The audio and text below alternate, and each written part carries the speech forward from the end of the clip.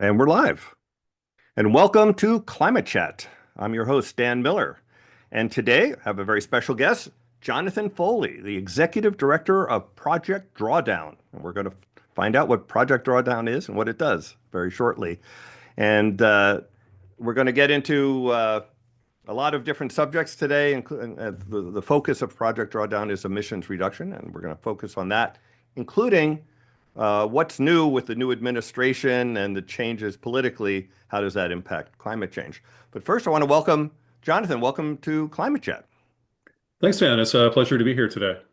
So you have a very interesting background, and so I'd like you to just tell us a little bit about like your educational background to start with, and then what your path to Project Drawdown.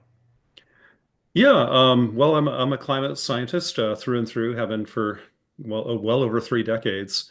My educational background, I actually started out in physics and astronomy, but ended up like a lot of folks who end up in climate, start there, and then moved into kind of planetary science, and then eventually into atmospheric science and oceanography. Then I got my PhD in this in '93 in atmospheric science and oceanography, and then I spent God, over 20 years as a professor and directing fairly large research centers and institutes, both at the University of Wisconsin and then the University of Minnesota, and spent many, many years kind of focusing on kind of practical solutions to environmental problems, ranging from climate change, but also global food security and deforestation and other kinds of things with a lot of other great colleagues. But then I took a little detour. I've always been passionate about science communication. One of my heroes growing up was Carl Sagan, and Mhm. just thought it's so important to share what we do as scientists and why we do what we do, and kind of engaging people in the not only the science itself, but also the awe and the wonder of doing it. And so I spent about 5 years as the CEO of a science museum in San Francisco, the California Academy of Sciences. Mhm. And then after that, kind of came back to my roots of focusing back on environmental solutions. And I've been the head of Project Drawdown, a nonprofit that focuses on climate solutions around the world. And I've been doing that for about 5 or 6 years now. Right. And So actually, we yeah, first met, I mean, you might not recall, but I was on the board of the Chabot Space and Science Center, which was a science museum across the bay. yeah, But they did collaborations with the Academy of yeah, Sciences that's great. sometimes. And That's another really wonderful institution. And yeah, I think people need to it's kind of funny. I mean, it's a little tangent maybe, but most Americans learn about science from informal settings, not from classrooms alone. And hmm so things like science museums and aquariums and parks and zoos, but also things like, the old National Geographic before it sold out, and things like Nova and things like Neil deGrasse Tyson and Carl Sure. Sagan. That's where we pick up a lot of science literacy in America, and it hmm informs our democracy and our civic discourse. And I think that's really important that we do that, especially in things that touch all of us, like climate change. And it's so important to have conversations like this, not just in a paywalled journal somewhere, but out in the real world. And so That's thanks for right. doing what you're doing here today. Yeah, and actually, while I was at Chabot, I helped push forward the Bill Nye's Climate Lab, which was one of the, yeah, not the first, but one of Hmm. the few climate exhibits focused on kids' education about climate way back when. This is a long Hmm. time ago. Cool. Anyway, so welcome. Great to have you here. Now, you're executive director of Project Drawdown, and a lot of people watching the show will know who Project Drawdown is, but Mhm. then again, a lot of people won't. So could you Yeah. please tell us about what Project Drawdown is and what it does? Project Drawdown is the world's leading resource for science-based climate solutions information. We're nonpartisan, we're non-commercial, we are relentlessly independent. We are very, very careful to make sure we have no financial or ideological ties to any solution. So we try to be as objective can get. And what we do is we basically assess how effective are the different proposed solutions to climate change? How would they work? What does the data tell us today? And we try to summarize all the world's data, everything ever published. We do what scientists call a meta-analysis, which is kind of like studying all the studies. So when we talk about like solar panels, we don't just look at one paper, we look at all of them. So we synthesize all the data available today on things like how effective is a solution in terms of mitigating climate change, how much of that solution exists, its kind of adoption curve, how much does it cost, how long does it take to build it and deploy it and then have it act on the atmosphere? And where would you put it? Things like that. And increasingly, we're focusing on the human co-benefits of climate action. Like, hey, this might be a good climate solution, but like what kind of jobs does it create? How does it help clean the air, provide health benefits, and other things that people who maybe don't care about climate change would be very intrigued by? So we're again an independent kind of think tank focusing on climate solutions, and we publish a lot of free materials. Everything we do is free and open Mhm. source, and you can find it all at drawdown.org. Links are in the description, by the way, as well as links to your homepage, your Medium page, and as well as your Blue Sky link. And I noticed that you guys are not on X X anymore, Nope. so Most that was scientists have interesting. left X and Twitter or whatever it's called now for very, very good reasons. So Blue Sky is where you ought to go if you want to get good science communication these days and actual facts. And I'm actually So I'm interesting. I was just noticing today. I'm on both, yeah. and I'm now getting more responses on Blue Sky than on Oh yeah. Twitter, Yeah. which Twitter's is the kind ghost of town of amazing because I have bots. many Yeah. more followers officially on Twitter at this point because Well, how many of them I'm are new to Blue real? Sky. Yeah. Yeah. How many of So those? so follow us both on Blue Yeah. Sky. Links are in the description. Yeah. So you do all these, maybe just to give people a sample, what are some of your favorite climate solutions? And I know, and I looked Mhm. at the site, there's so many, so let no one should think these are the only climate solutions on Project Drawdown. But what are some of your favorites that you think, sort of examples that you give of the kind of climate solutions that Project Drawdown proposes or Yeah, I offers? mean, well, favorite is a very subjective term. I guess what I like to think of is like the ones that can really help us out right now, Okay. because we have not done enough for decades and decades now. We've been ignoring the science, ignoring the warnings for far too long, hoping it would all just go away somehow, and it didn't. Climate change is real. It's on our doorstep, causing tremendous harm. So I'm really focusing on climate solutions these days that are big and effective and fast and cheap and have other multiple benefits. That's what's going to get us out of this mess. And so lately I've been focusing on solutions we call emergency brakes, the climate solutions that could help us kind of catch up for the lack of action so far. And those are ones that are kind of disproportionately fast to deploy. But more importantly, once you deploy them, they're fast acting on the atmosphere. So a lot of your listeners will know that, methane alongside CO2 and other gases is a really powerful greenhouse gas. But methane has kind of some funny properties. It wallops a big warming impact, but in a very short amount of time. So cutting methane emissions is a really good way to kind of get back on course. It acts quicker than reducing CO2 emissions does. Now we have to do both. We have to do all of the gases.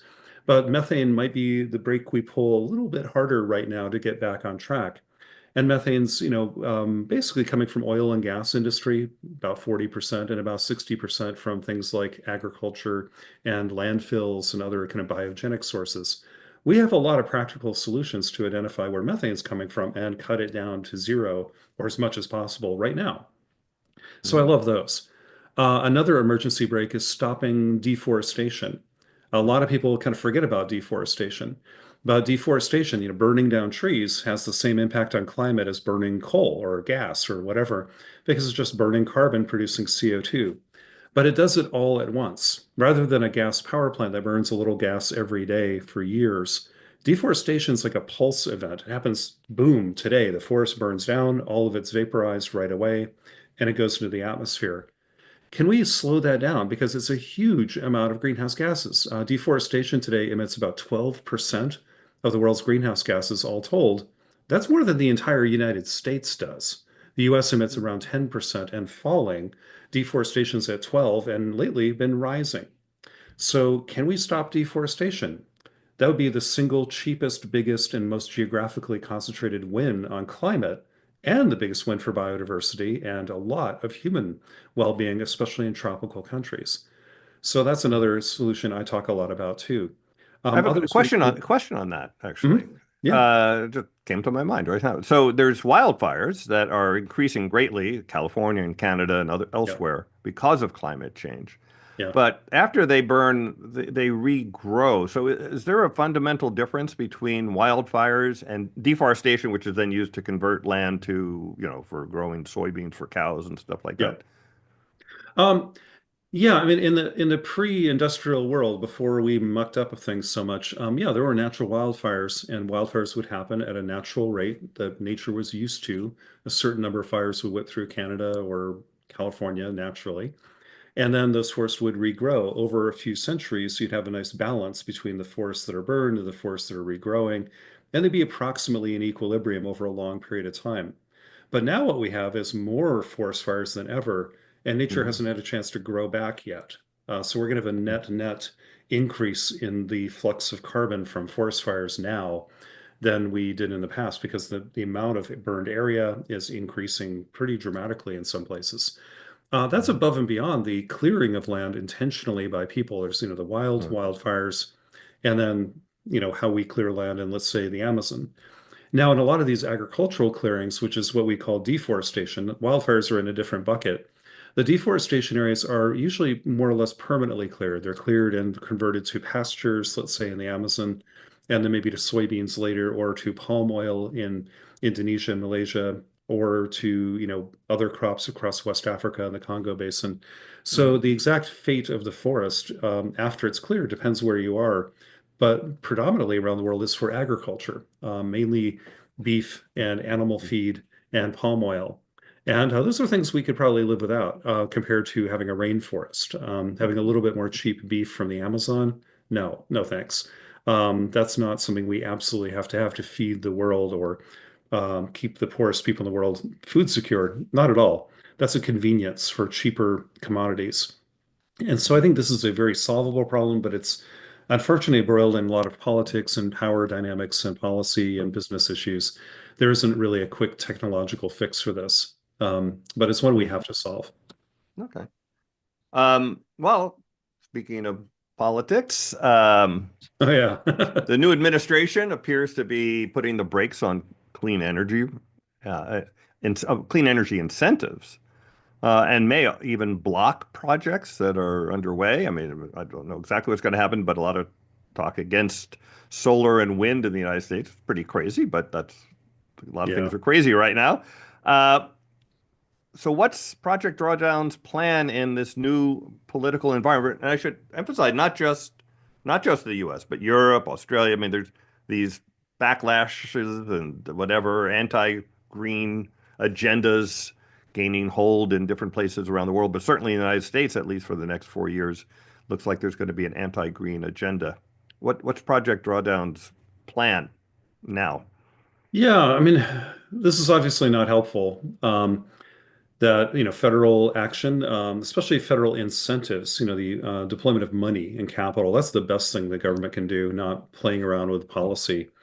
And Biden did a lot of good things, I think, and some things I would disagree with, but overall pretty good. And he realized that deploying money and tax breaks and things like that, that's how it was getting it done. Helping accelerate the power of the private sector and technology and markets to get out there, make solar well, even cheaper than it was, or make EVs competitive and roll out faster, heat pumps, roll them out faster. Not Mhm. subsidize forever, but give them kind of a level playing field and then let them go beat the other guys in the market. That's brilliant. We're not going to regulate our way to climate solutions. I think in the United States, nobody wants that, at least historically in this country. But we might, incentivize our way to them and let the market solve the problem, but with some government WD-40 along the way to help kind of, Mhm. get it along a little faster. That was pretty smart. Rolling that back, I think, is a huge mistake because this is a great investment in the American economy and jobs that can't be outsourced or turned into AI bots or things like this. This is really good. And two-thirds of the money, on roughly, was going to red states and red counties across America. So I think Trump's going to actually face a little bit of backlash from his own Mhm. party on this as he goes along. But with all that said, climate solutions are still going to happen.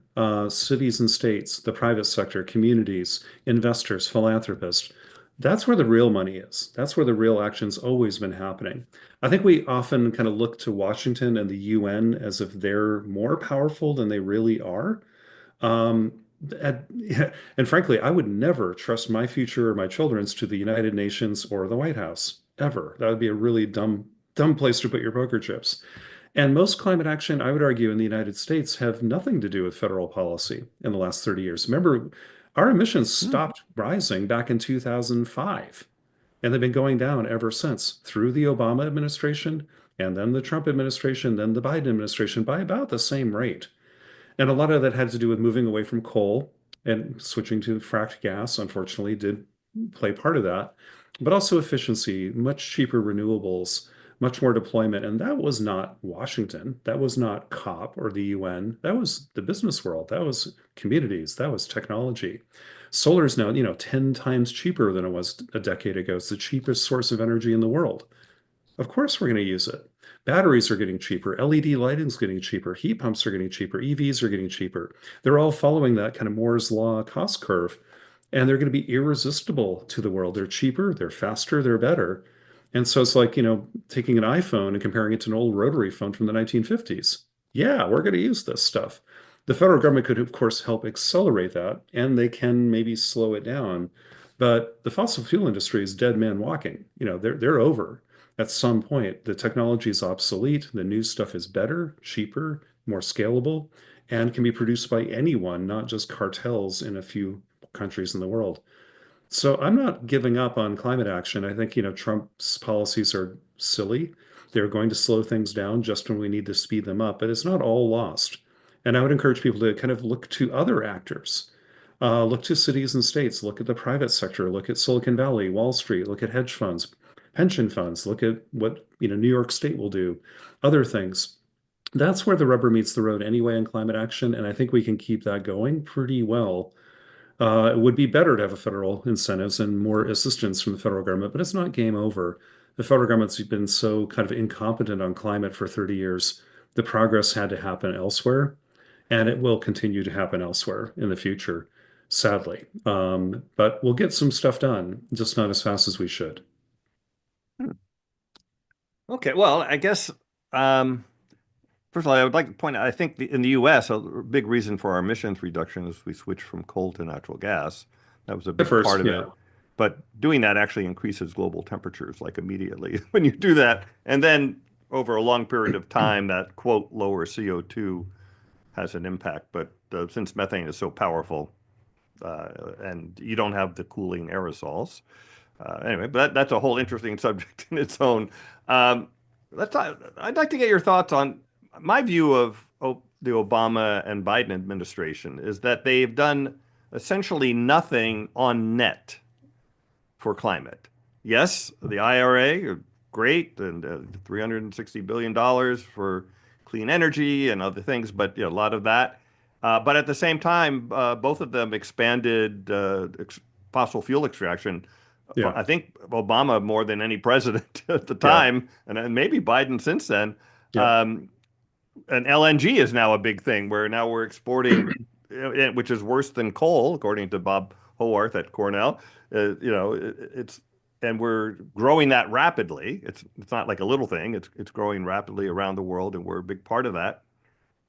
So on net, so if you take fossil fuel expansion versus okay, some more solar panels, um, the thing that matters, by the way, is only the fossil fuels. I always tell people it doesn't matter how much solar power you have. All that matters is how much your fossil fuel emissions are. And they haven't really been going down globally. They've been, again, in the yeah. US, you can argue from an accounting method point of view because of coal and natural gas that they've gone down somewhat. But but as, so the governments aren't taking it seriously. You said they would help. Do you have any thoughts on how to get governments re-engaged, like our government re-engaged? What will it take to get serious climate action? Let's say there's a new president after Trump, maybe let's say a Democrat again, but if they take the same approach, all of the above energy policy, expanding fossil fuels at the same time we do more solar, it's not going to help. So what can we do to get serious climate action going? Yeah, I mean, well, I agree that there's been a mixed bag of this kind of stuff. We give with one hand and take with the other. Even the best climate presidents we've had, which I'd say would be Biden, and then maybe Obama, and then probably George H.W. Bush, perhaps. Wow. But this is a distant third at best. Um, And then Nixon, founded the EPA, and it was, overall the best environmental president we've Surprising, had in American right? history. Surprisingly, yeah. Yeah, but Republicans were a little different back then on this issue. And climate wasn't the primary environmental concern at the time, but other things were. Mhm. Yeah, I think looking to government to solve problems like this is folly. I can't think Oh, of a single government that has done enough. And the solutions don't happen by signing a piece of paper. I look to the engineers, I look to the entrepreneurs who are in labs, in startups, in companies, in garages, wherever, who are just getting the work done. And the guys, and women and men around the world who are, got the grease under their fingernails, actually just, deploying this stuff, actually building this stuff. And mhm. that's who I look to for leadership these days. It's like Lucy in the football. How many more times are we going to fall for this old idea? If we just get angry enough and protest enough and elect the right politician, then they'll magically solve the problem. Yeah, I watched Schoolhouse Rock as a kid. I remember, but it was a lie. Even the best politicians are corrupt. They're bought and paid for by huge industries. We have to beat those industries in the market, not in the halls of Washington. We're just, we brought up, that old expression, we brought a knife to a gunfight. We brought a spork to a gunfight. We're getting slaughtered out there when money equals speech and you got billions of dollars kind of permeating disinformation, buying corrupt politicians on both sides of the aisle.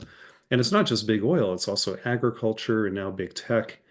Is any really sensible American looking to Washington to solve any problems and really thinks that, yeah, it matters who's in power for a lot of other issues and it can get worse versus get better, but we're grading on a pretty low curve.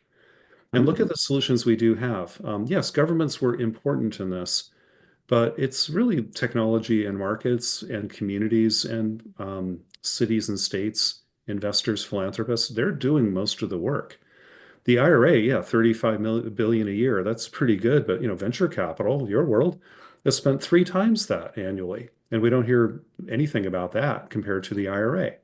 I'm much more interested in hearing where the investors are going and where the private sector is going, because that's what Willie Sutton said, right? Why do I Oh rob my. banks? That's where the money is. And even the IRA, which a lot of climate activists laud as this wonderful thing, I'd say about two-thirds of it has been completely wasted on pork and nonsense. It's Mhm. only a small part of it that's been actually really effective. And I'd like to keep that. That's great. But it's not like the silver bullet solution is waiting for somebody to write a stroke of a pen to solve climate change. We all have to get involved. And that means Mhm. entrepreneurs and communities and local and state communities doing most of the work. The federal government can throw money at stuff, but it rarely solves problems directly.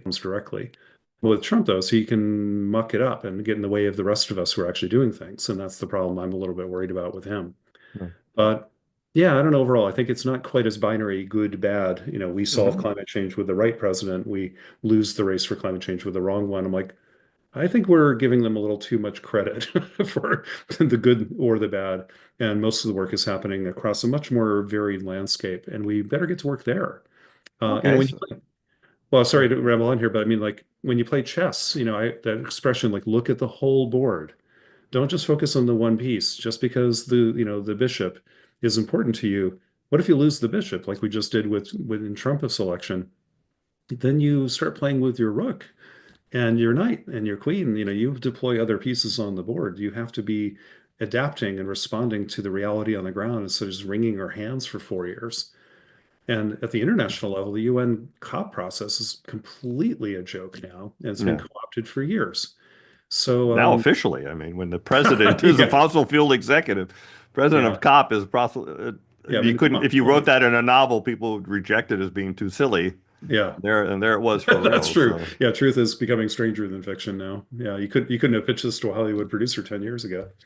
okay, so all right, so let's go with that. Let's say we're gonna use the pieces on the chessboard. Going to be more individual businesses, groups, whatever, and innovations coming forward like EVs and cheaper solar and batteries certainly getting cheaper. All that. Let's play that out in an optimistic fashion, like maybe, Project Drawdown's roadmap. I don't know if you have a roadmap, but Mhm. Yeah. where you the sort of at the level you think is reasonably possible. Mhm. And so finally, someday, I don't, and you can tell us if you have a date for this, we get to net zero, where the Yeah. temperature will hopefully, if we're lucky, stop going up. Mhm. Uh, what what temperature do you see that as being like, or Yeah. Well, I mean, let's start with the reality on the ground right now. Despite all the headlines and the hoopla, the world is not at 1.6, 1.5 degrees of warming yet. That's a single year. The Kyoto protocols and our definition of climate are 30-year averages. And that's the physics of climate is, a long-term thermodynamic state of the atmosphere, oceans, land, and ice, and so on. So you have to look at a long-term average. And so the definition of climate has always been like a multi-decadal average. And looking at climate that way, which is the way the Paris Accords were written, uh, despite all the hoopla headlines, we didn't cross the 1.5 limit at all. We're at about 1.2 to 1.3 degrees because you have to look at the last decades. Now we had a single year or two go above 1.5. That sucks. But overall, we have to look at the longer term pattern, and we're about 1 point, we call 1.3, the round numbers. It's a little lower than that. I think 1.5 is probably out the window. It's probably, and that was a political decision. There's no magic number here. We already have devastating impacts of climate change now. Why didn't we draw the line at 1.3? And then 1.4, 1.5. These are arbitrary magic numbers, as Catherine Hayhoe would say, that people just kind of made up. Just the warmer it gets, the worse it gets. And the impacts of climate change kind of go up with the temperatures have been going up pretty steadily over time, maybe a little faster since the 1990s because of albedo feedbacks and such. Mhm. But right now we're kind of steadily increasing as we expected. And the impacts, though, grow more exponentially. That's the dangerous part. As the atmosphere warms, this ability to hold moisture goes up exponentially. The thirstiness of the atmosphere goes up exponentially as well. So we get more drought and more floods at the same time, ironically, and more Mhm. intense storms. So, I don't know where you say it's too late or, oh, this is the line we crossed. That's the Rubicon. I'm like, we're already there. So I think it's still realistic, though, But to there's still slow. some number.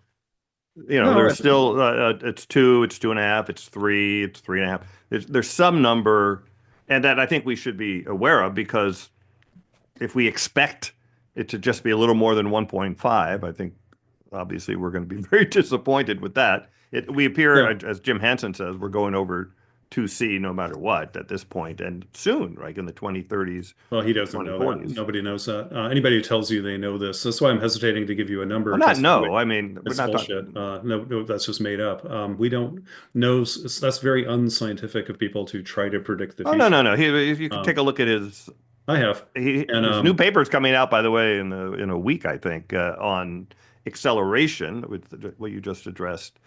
Since in the last decade, the temperature, well, you the can't look at a single degrees per decade. decade has doubled actually because of albedo feedbacks, as you mentioned, Yeah. and perhaps some other things.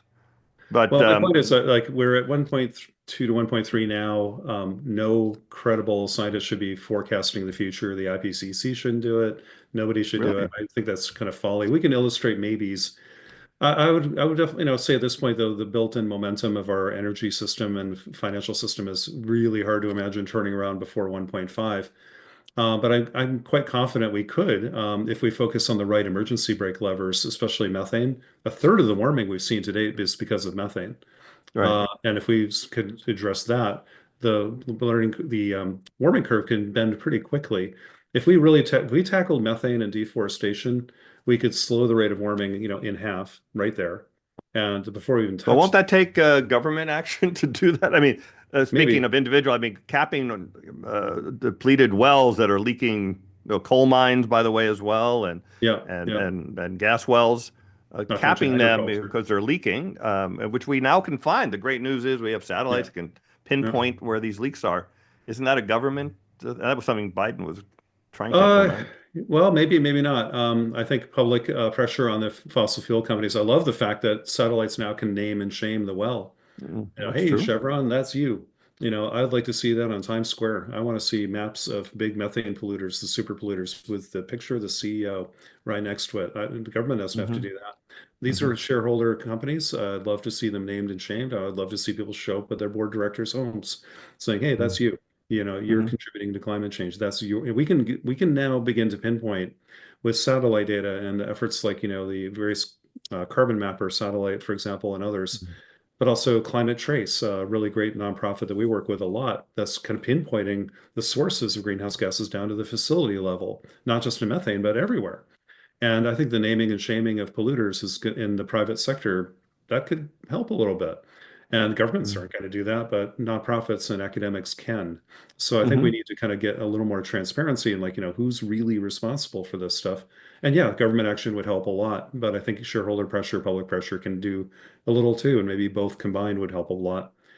But getting back to your Hmm. question, yeah, I think 1.5 is probably getting increasingly in the rearview mirror for society to kind of turn around in time. But I can see paths and that are, I think, personally think are credible to keep below two, for sure. If you really play the physics well, address black carbon and soot, address methane, address deforestation. These are still, at least physics wise, are still and engineering wise are possible. Um, So sort of theoretic, because a little more than, we're not oh yeah, addressing those yeah, things yeah. now. We're not. But but I think your listeners should hear In too, fact, it's like the opposite, right? With LNG going, that we're increasing methane. It's we're not decreasing methane. yeah, methane emissions are going up right now. But I guess one thing though, listeners should be aware of is back in the early 90s when the first IPCC reports and the earlier projections from Jim Hansen even and other people who were very active back in the 80s had kind of scenarios of climate change were in the 4 to 5 degree range. Nobody is looking at that anymore. The median kind of the mode of the distribution of all the scenarios are now around 2.5, 2.7, 2.9 is kind of where most of the models are landing. We are emitting a lot less greenhouse gas emissions in the year 2025 than we thought we would be back in 1990. So that's good news. We are actually decarbonizing the global economy. The emissions per person per unit of GDP are going down dramatically. There are 42 countries in the world right now that are lowering their emissions, including the US, including the UK, most of Europe, elsewhere in the world. China has hit peak fossil fuels this year, probably, and I think will rapidly China's decarbonize. doing more than anyone else. People don't realize that, but from a Well, more of the deploying bad and solar more of and the good. wind, Yeah, they also have a lot of coal, but they're actually cutting yeah. back there. But it seems like they've hit their peak oil, if you will, happened this year. Right, because they're Um, going to go to 100% EVs by like 2030. yeah. They're already at So 50% yeah, we sales. have already made a lot of progress. Just, we're slowing down the car. Unfortunately, though, we're still driving towards the rough road ahead. We haven't hit the brakes enough for sure, as you were pointing out, and quite rightly. We Mhm. could have made more progress, but we have made a lot. And I think we should dwell on that and learn, like, well, what did work? Why did emissions go down in 40 countries around the world? And in what sectors, which ways, what were the forces behind them? And I guarantee you, none of them were like, oh, because a politician signed a piece of paper. Every single one of these was like, hey, something better came along, whether it's, Hmm. an Well, I EV. would say China at high levels, government said we're doing this, and they Yeah, but it was put a tremendous technological. money behind Yeah, EVs and solar, and because they want to right. dominate it from a industry point of view. Right. But guess what? EVs and solar are cheaper. That kind of, yes, Oh yeah. policy helped that, but it was because they bet on the right technologies. Oh yeah, yeah, absolutely. Yeah. Yeah. China's not betting on bullshit solutions. They're betting on Well, things that work. we're going back to those here for a little Well, while. But no, it's interesting to me that that you hold out hope for 2C yeah. when I'm just not aware. Yeah, in order to do that, if you look at those paths, you see the curves of cutting back emissions to maintain 2C. You know, the one, it's peaking here, and we have to, of course, we never peak. It keeps going up, but we keep readjusting the curves. They're very, very steep to go from where we are now to cutting our emissions. Because remember, it's cumulative, right? For CO2, it's cumulative. Well, it is for So, all emissions, but that's my point. Is like I think the well, not well, IPCC, methane is, you can argue you got 20 years, it'll go away, but well, it's still a cumulative, just shorter accumulation period, but it's still yeah. cumulative, but just 20 Yeah, years, yeah, not yeah. hundreds. Right. But Um, So yeah, no, that is that's too steep to, I mean, well, but these analyses we're are not even flawed, is my thinking point. of being on that path to maintain two. I mean, I'm just trying to see where you're Right. coming from, how we could get there, because I would love to get there, of course. So, Well, again, like the point that's been missed way too much is that there are fast-acting components in the system that aren't being used first. We should be putting every dollar, our first dollars, should be going to methane, black carbon, and deforestation because they're the fastest and hopefully cheapest solutions. So Hmm. again, the cumulative impact of every dollar we spend on climate solutions, I think, should be measured in what's the delta of radiative forcing over the next 30 years. And the best dollars to be putting into right now are first and foremost deforestation and methane and black carbon.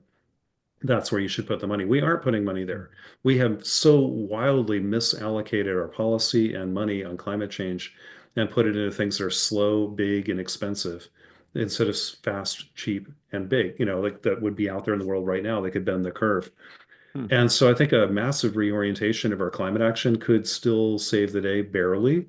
Again, I'm not saying this is going to happen, but I think it is physically You see a possible. path. There's a Yeah. very narrow path.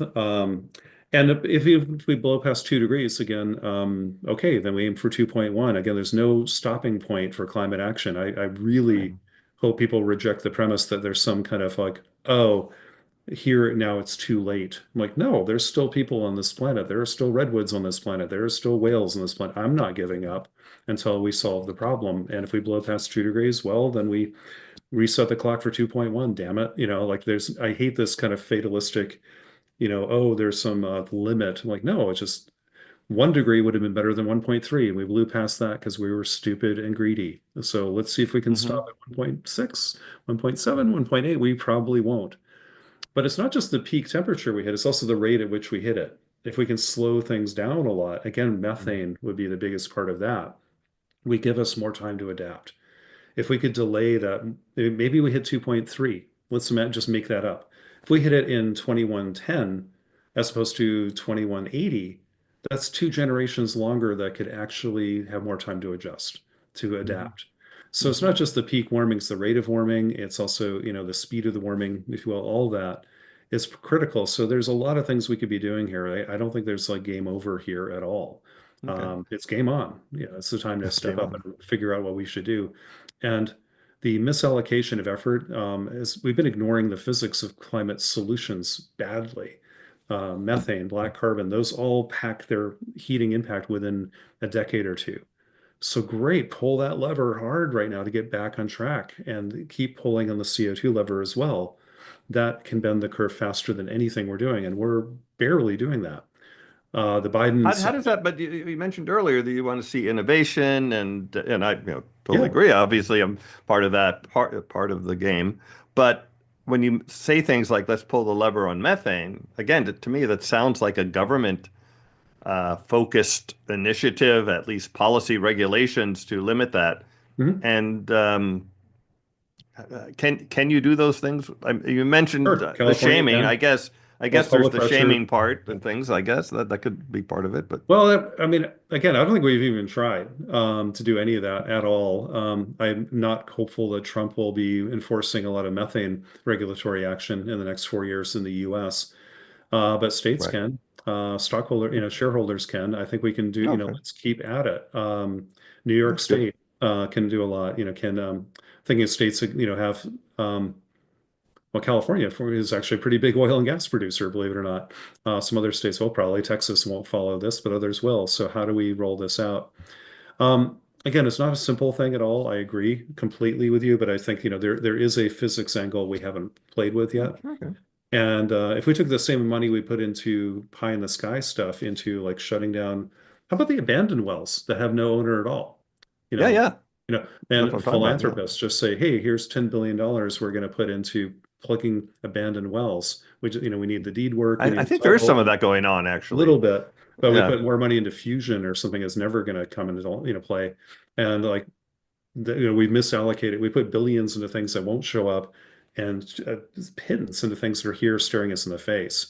That's the part Hmm. I think we need to kind of reorganize our portfolios to kind of put more money into the bigger solutions and as you said, these are cumulative. It's the integral of the solution over time that matters, not what are they going to do in 2050. So, could we Hmm. take some of the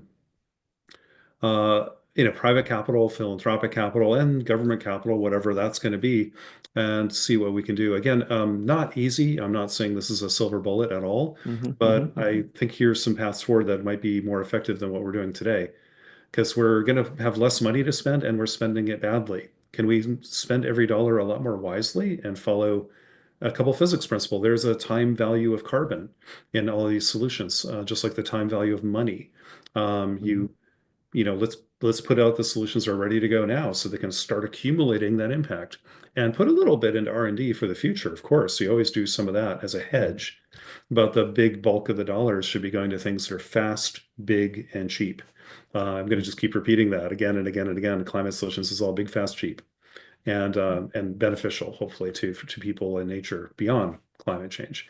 If we just did that, that would be a big help. And I think we're spending a lot of money in climate, but I'm not impressed with how we're allocating it. Well, speaking of that, there are two. So the triad of climate solutions is emissions reduction, which should always be Mhm. primary, Yep. but there's also carbon dioxide Yep. removal or CDR, carbon capture, it's sometimes called, Mhm. different names. And then there's also solar geoengineering, also solar radiation management, sunlight reflection methods, or SRM. A lot of I want to say those words so that people can understand what we're Lots of talking about acronyms here. here. Yeah. So, let's start. I think you were alluding to this. So let's start with carbon dioxide removal. What's your thoughts, which is happening today? I should mention there's two kinds. One that's called usually CCS, carbon capture and sequestration, attached to a cement plant. So a point source it's called, where you capture it before it goes in the atmosphere and stick it underground. And then there's direct air capture, a bunch of different ways of doing that, where you suck CO2 out of the air, and that's much more expensive because CO2 in the atmosphere is 0.04%, and in a cement plant it's 20 or 30%. So it's a difference there. But what are your thoughts on carbon capture in general, or if you want to speak to the direct air capture or whichever? Yeah. Well, I mean, it's certainly a neat trick, if we could really pull it off. And you forgot the third one, which is the big one, is nature. Hmm. Photosynthesis, the ongoing kind of drumbeat of background photosynthesis and respiration on this planet is orders of magnitude larger Of than course. anything industry could ever do. So tapping into that with forest, with agriculture, soils, and so on could be, though there are a lot of problems with that, and I'll get into this in a second, but that could also be a third area of carbon removal. Nature-based solutions is the Yeah, acronym for that usually. Yeah. yeah, and so we got to look into that too. But first and foremost, it's critical to point out that 95 to 99% of getting to net zero must be cutting emissions. It has to be, and the physics, everything, especially when you do the integral, knowing how long it's going to take for carbon removal to scale, if it ever really does, Mhm. is dubious for till mid-century. Long term, after that, and later in the century and beyond, kind of removing the pollution, even if we overshoot a little bit, keep chipping away at it. I'm very much in favor of an R&D program in the millions range, not billions, to look for practical solutions to this because we don't have them yet. The industrial forms of carbon capture, carbon removal today are a joke. They're no more advanced than they were in the 1920s when the Germans first invented this. They were separating natural gas, and coal gasification back in the 1920s in Germany, using basically the same methods we're using for DAC today. It's kind of a thermodynamic and engineering boondoggle, in my opinion. It's very, very expensive, as you point out, very, very energy intensive, and it's very, very slow and very, very small. Even if we're to scale to a millionfold beyond what it is today, it would still not be even remotely measurable in the atmosphere. And most of the carbon captured by I think a direct, millionfold would be, by the way. yeah, A million, millionfold would, well, barely be a it's certainly measurable than the gigatons there at that point. tenth of a So, gigaton of deployed, not promised, an actual results. There's orders of magnitude. The hype of what they're supposed to be versus the reality. There's also a lot of shenanigans about companies not and you're actually. talking about direct air capture, by the way, Yeah, versus yeah. CCS, which is a different thing. And Right, but most of the carbon that's captured in both CCS and DAC is used to, guess what? Pump more oil and gas out of the ground. They're designed for well, that energy. was true, by the way. I should mention it. So by the way, I'm an investor long ago in a company Yeah, that does carbon capture for industrial sources, and the technology is useful for yeah, direct air could capture as be, well. And but it was true that the only business model you could have back then, this is yeah, 15 years ago, no, a little less, yeah, 12 years ago, was EOR, or enhanced oil recovery, Yep. because that was the only market for CO2, except for soda pop and greenhouses, which are very tiny.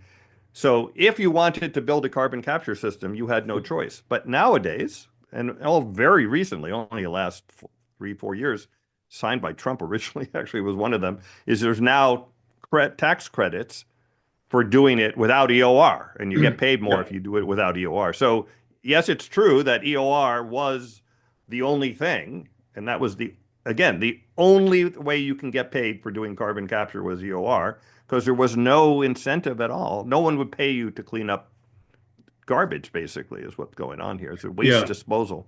So that's changing. I want to make that point because it is true that it was EOR, but going forward, there's no reason it needs to be EOR.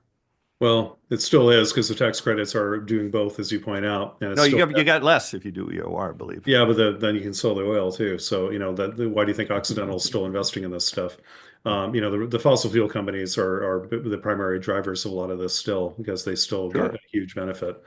Mhm. But the point of, all of it is thermodynamically kind of, DAC in particular is just, I think, like, are you kidding? Like, it's like the most ridiculous physics and engineering project I've ever seen. It net emits more greenhouse gases than it can possibly remove. Because guess what? If you look at all the energy required to do DAC, you either use fossil fuels to do it, which emits more than it can absorb, or you're Right. using renewables or geothermal or something instead, which would have been better off just putting it onto the grid. You'd save far more energy than using it for this kind of backward thermodynamic game. So it's like, By the way, that's true if you consider that these systems run on man-made energy, but most of the carbon capture systems I'm aware of use some form of earth energy. yeah, so put That that on the, uses right. But if you use that to displace fossil fuels, you would have had a hundredfold bigger impact on climate change. Why are we taking the best renewable energy resources and using it to suck carbon out of a straw when we could turn off the spigot instead? No, And no, why it would it be doesn't have to taxpayer be dollars? electric. It's not man-made electricity. I mean you need Oh, some to run pumps and stuff like about that and half of it fans. is. Yeah, and Yeah, there's but a the heat. cycle, Or, yeah. the thermodynamic cycle you're talking about. I mean, I compare it to like drying your jeans in a dryer using fossil fuels or putting them on a clothesline and hanging them outside. You use air to cool it. You use geothermal heat to heat it. You don't have to turn it into electricity, and things like that. But that's a whole other show. But it Yeah, well, I it's mean, not. other than People are people, trying to be smart about how they do it. Let's put it let me that just way. put But it for your listeners. Let me be very blunt. I don't know a single person who isn't invested in or on the payroll of a carbon capture company who thinks this has any business whatsoever being used for anything, who I'm sorry. Say actually it again. understands What? the I physics and didn't understand engineering of that. it. Hmm? I didn't follow that. What did you say? I don't know a single climate expert who isn't paid by a fossil fuel company or invested in carbon capture who thinks this is even a remotely good idea because the physics sucks. It's expensive. It's thousands of dollars a ton of taxpayer money, by the way, being used to mainly subsidize enhanced oil recovery in a boondoggle thermodynamic experiment that is not capturing any carbon at all. Biochar Okay. is absorbing, okay, look at the history of industrial carbon removal so far. 90% of it was biochar. DAC and CCS is like a little pittance comparatively. It's been biochar, which is also pathetically small compared to our emissions. But why isn't Mhm. that getting subsidies? Big answer, can't use it for enhanced oil recovery. Big answer, not being used as a fig leaf by fossil fuel companies. So, and not to So mention the predatory delay of, pretending that this is a climate solution is the biggest boon to PR for fossil the fuel moral industry. hazard argument. Yeah, and Yeah, that's yeah. real. And it's delayed action. I mean, why do you think companies like Occidental are throwing in with this stuff? And why are taxpayers on the hook for this anyway? I don't get that. Well, it's waste disposal, right? And it. By the way, you're making it. There is this, but let me say a couple things. There is a scientist, Klaus Lackner, the godfather of carbon capture. I have a long interview with him available on Climate Chat. Go seek it out. Anyone who wants to hear it, who looks at the big long-term view of carbon capture, not where we are today, but where it can get to. And he thinks it's quite sustainable. By the way, it's costly. There's no question about it. But you have to Yeah. compare the cost of doing it to not doing it. Well, again, that's where And yeah, right. my objection to And I all don't the, mean to get rid of existing emissions, by the way. That's I think the key point is I would 100%, it's crazy to emit and then get rid of it with carbon capture because that's, I don't know how many more times more expensive it is, but it's very Well, expensive. But we also put up 2.5 trillion tons of CO2 already, and it's not going to go away unless we get rid of it. And that's going to cause tremendous damage in the next no, 50 years. let me make my point clear. It's like, I think the current forms are getting, literally billions of dollars of tax subsidies for something that doesn't work. It's too expensive and is a giveaway to fossil fuel companies. Stop. I would turn off the spigot of public money immediately on that to zero. Instead, yeah, let's give $100 million to the national labs, to MIT, to Caltech, whatever, to look at next generation materials. Maybe there are things that AI can discover with new kinds of polymers and sorbents and things that actually would be effective. But what we have now is crazy stuff to go deploy. Research, yes. Deployment, no. Later in the Mhm. century, now the kind of carbon capture I'm interested in are hybrids between biology and engineering. Like biology is really good at carbon capture. It just kind of sucks at carbon storage. Trees don't last forever and they can burn down. Soils don't hold as much as some people think, and they can be plowed up. So how do you take Well, there's biology's minerals incredible to. ability to capture carbon, but then put it away geologically? Well, there are a couple of companies out there doing this kind of stuff. You know them Mhm. well, I'm sure, but there's Carba, for example, that's using torrefaction, like much larger scale biochar. We can take stuff that would have gone to a landfill, turn it into blocks of charcoal, and bury it in an old mine. You can just throw it in an old coal mine. It'll last for 100,000 years. No Mhm. problem. Mhm.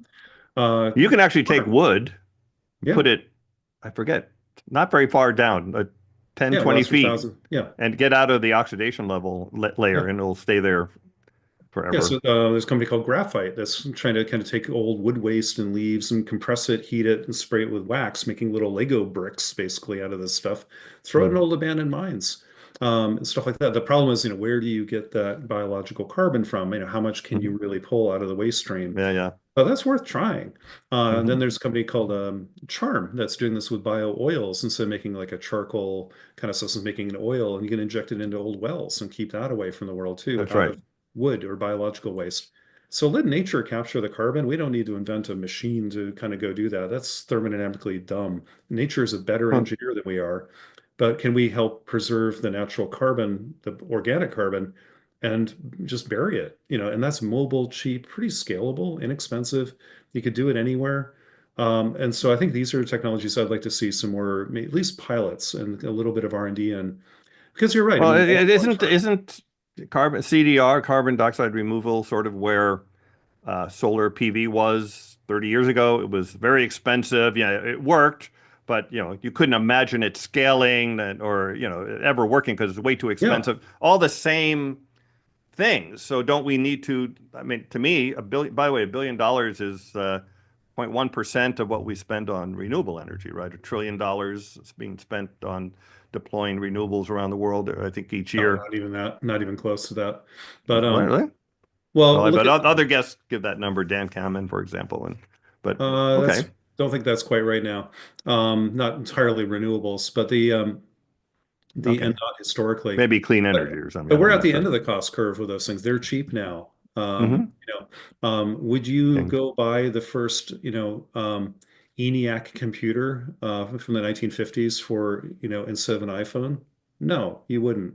Um, No, no, but I want it to become an iPhone. I want yeah, that the development to happen as right, quickly as possible right. to But get to there. And at $1 million, $100 million versus a billion, it's going to be slower. And by the way, a right. billion is not A an lot. overall scheme of things. We're losing $1 billion on each weather event that happens. Yeah, I mean, the carbon removal industry always uses this kind of trick to think every technology, if you throw money at it, will somehow get cheaper like solar did. Guess what? Most technologies don't. You're in the venture business. 99% of technologies never make it. This is going to be one of them because this isn't scalable. All the technologies that are scalable are small modular technologies. They're things you Hmm. can Hmm. print by the millions in China. Yep. That's why batteries are getting cheaper. LED lighting is getting cheaper. Solar panels are getting cheaper. Even wind turbines, EVs, because you can make them by the billions in somewhere else and reassemble them in another part of the world. The reason nuclear gets more expensive with time and CDR is getting more expensive with time, not cheaper, and all these things is because they're giant government boondoggles of one plant that's unique to that Sure, site. sure, There's sure. no learning curve. None. We haven't gotten cheaper since clean coal on this stuff, and we're throwing money at it. That's a bad, bad technology curve, and people should know that. Same thing with like the US can't seem to build rail. We can't build nuclear. We can't build these big industrial facilities with public money with bad incentives. I'm just not a big fan of that. If we can get Okay. small, scalable, replicable, modular technologies, those are Sure. the ones that win the race. It's usually the Well, I small. agree with you there, 100%. And then that you should listen to my interview. It's quite a few years old with Klaus Lackner because that's exactly what he proposes. Yeah, yeah. Well, Rail that's where, car size systems, you need 110 million of them for 40 gigatons a year negative emissions. You need 110 million 1 ton per day systems. And we build 90 million cars a year. I mean, so you build that over 10 years. So you build 11 million a year, which is quite doable, and deploy them, of course. yeah. Anyway, so Well, I agree with you on that. That's why nuclear is getting more expensive and solar is getting cheaper, is because one, we're just replicating, the other one, we build a new building every time. That's what's happening with CDR now because it's all brand new prototypes. But oh, and it's, eventually, you're going to and have modular systems, and I yeah, agree and, with you and on that. I think there's also a big multiplier effect when you have government money in the kitty and not a real clear accountability of that stuff. The money doesn't usually get spent very wisely. Okay. Sadly, Well, we could spend the whole hour talking about. We probably spend more time we should on, but we got. I really appreciate your thoughts on CDR. Let's talk about another yeah, controversial issue, maybe even more controversial in some ways, is solar geoengineering or solar yeah, radiation management. We had David Keith on last week yeah. with a new paper showing that a lot more people will die if we don't deploy solar geoengineering than if we do, by like 400,000 a year kind of number in that paper, but I think it's probably more because they didn't cover a lot of subjects. But what's your thoughts on lowering the temperature temporarily using solar geoengineering? Well, the vast majority of climate scientists would be very skeptical of this for a lot of reasons. Let's start with the physics of it. The models that are used to do this are not yet really able to differentiate the kind of effect of aerosols versus the effect of greenhouse gases as well as they should. And one of the key things people, just common sense thing, the warming caused by greenhouse gases is mostly at night, mostly in the colder and shoulder seasons, and mostly in the polar latitudes a when we have a volcanic event or when we see aerosols injected uniformly, if we did that, they would be cooling the planet through a totally different mechanism at a different part of the atmosphere, Mm-hmm. mostly during the day, mostly during the summer, and mostly in the tropics. So, the kind of joke you might make is like, well, if your feet were on fire, sticking your head in ice water isn't exactly the solution. They're totally different mechanisms of warming the planet that have one kind of fingerprint on the planet and cooling it with an entirely different mechanism that, they don't cancel each other out at all. So they're going to be complex changes to the atmosphere. You might have a net cooling of global average temperature, but nobody lives in the global average place. Right. So the big concern is if you warm the planet, and that warming will continue anyway in the Correct. lower atmosphere and cool the stratosphere, and then you do it in the polar regions and albedo feedbacks and all this stuff, and you cool it with, literally smoke and mirrors over here with geoengineering from solar radiation management, you could basically screw up the atmosphere in ways we couldn't even possibly anticipate. What will this do to global monsoon circulations, rainfall patterns, storm tracks? No idea. And anybody who says they know is lying. We don't know. So I think that it could be very risky to just assume, and I think a lot of people who don't have degrees in climate science or meteorology kind of think, oh, one cancels the other. Like, no, they do not. It's literally putting one end of the planet in ice water and the other end against a blowtorch. And the average doesn't mean very much. You really have to, Well, I it's mean, based, you're saying that it's global south that's going to warm the most and be the dangerous places. So this is what David Keith's point that's is, not by the true. way. No, That's the what he sees it Canada, as being useful for, is to alleviate well, the Siberia and suffering. Canada are warming the most. Uh, Correct. So, and, But you they know, don't become deadly, whereas oh, well, the yeah, that's tropics are true. going to become deadly, right? Right. Well, it is risky. These, again, the models being used to kind of try to look at this are very problematic in figuring out what will happen to like the South Asian monsoon in that kind of world, Hmm. which, Hmm. 3 billion people depend on. So it might look good in one narrow lens that, and David's been banging on this drum for years. I would wait to see what the IPCC says about this, not one scientist, but let's have 100 studies of this. We do need to continue research. Oh yeah. I think right now, very few people are kind of sharing his point of view on this.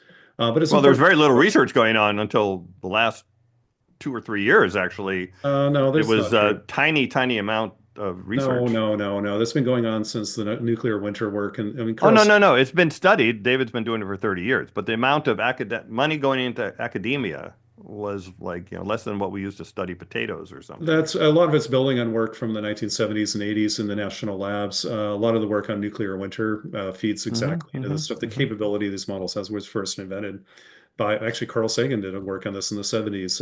People at Livermore, some of it was classified at the time. We're working Hmm. on like what would be the net effect of like a nuclear war. And Sure. so again, these kind of aerosols, reflecting sunlight kind of thing. Hmm. There's been actually a huge amount, probably more than traditional climate research is just from, defense industry. Hmm. What's going, a lot of it was at the DOE, national labs. Maybe not more than all Well, climate research, but a lot more than they're saying. So this is not like new science. It's just the models are kind of dodgy at best at this right now. But with that said, mhm. I like that people are asking these questions. But practically speaking, it's like the physics of this just make me shake my head, and go, I'd rather just cut the emissions.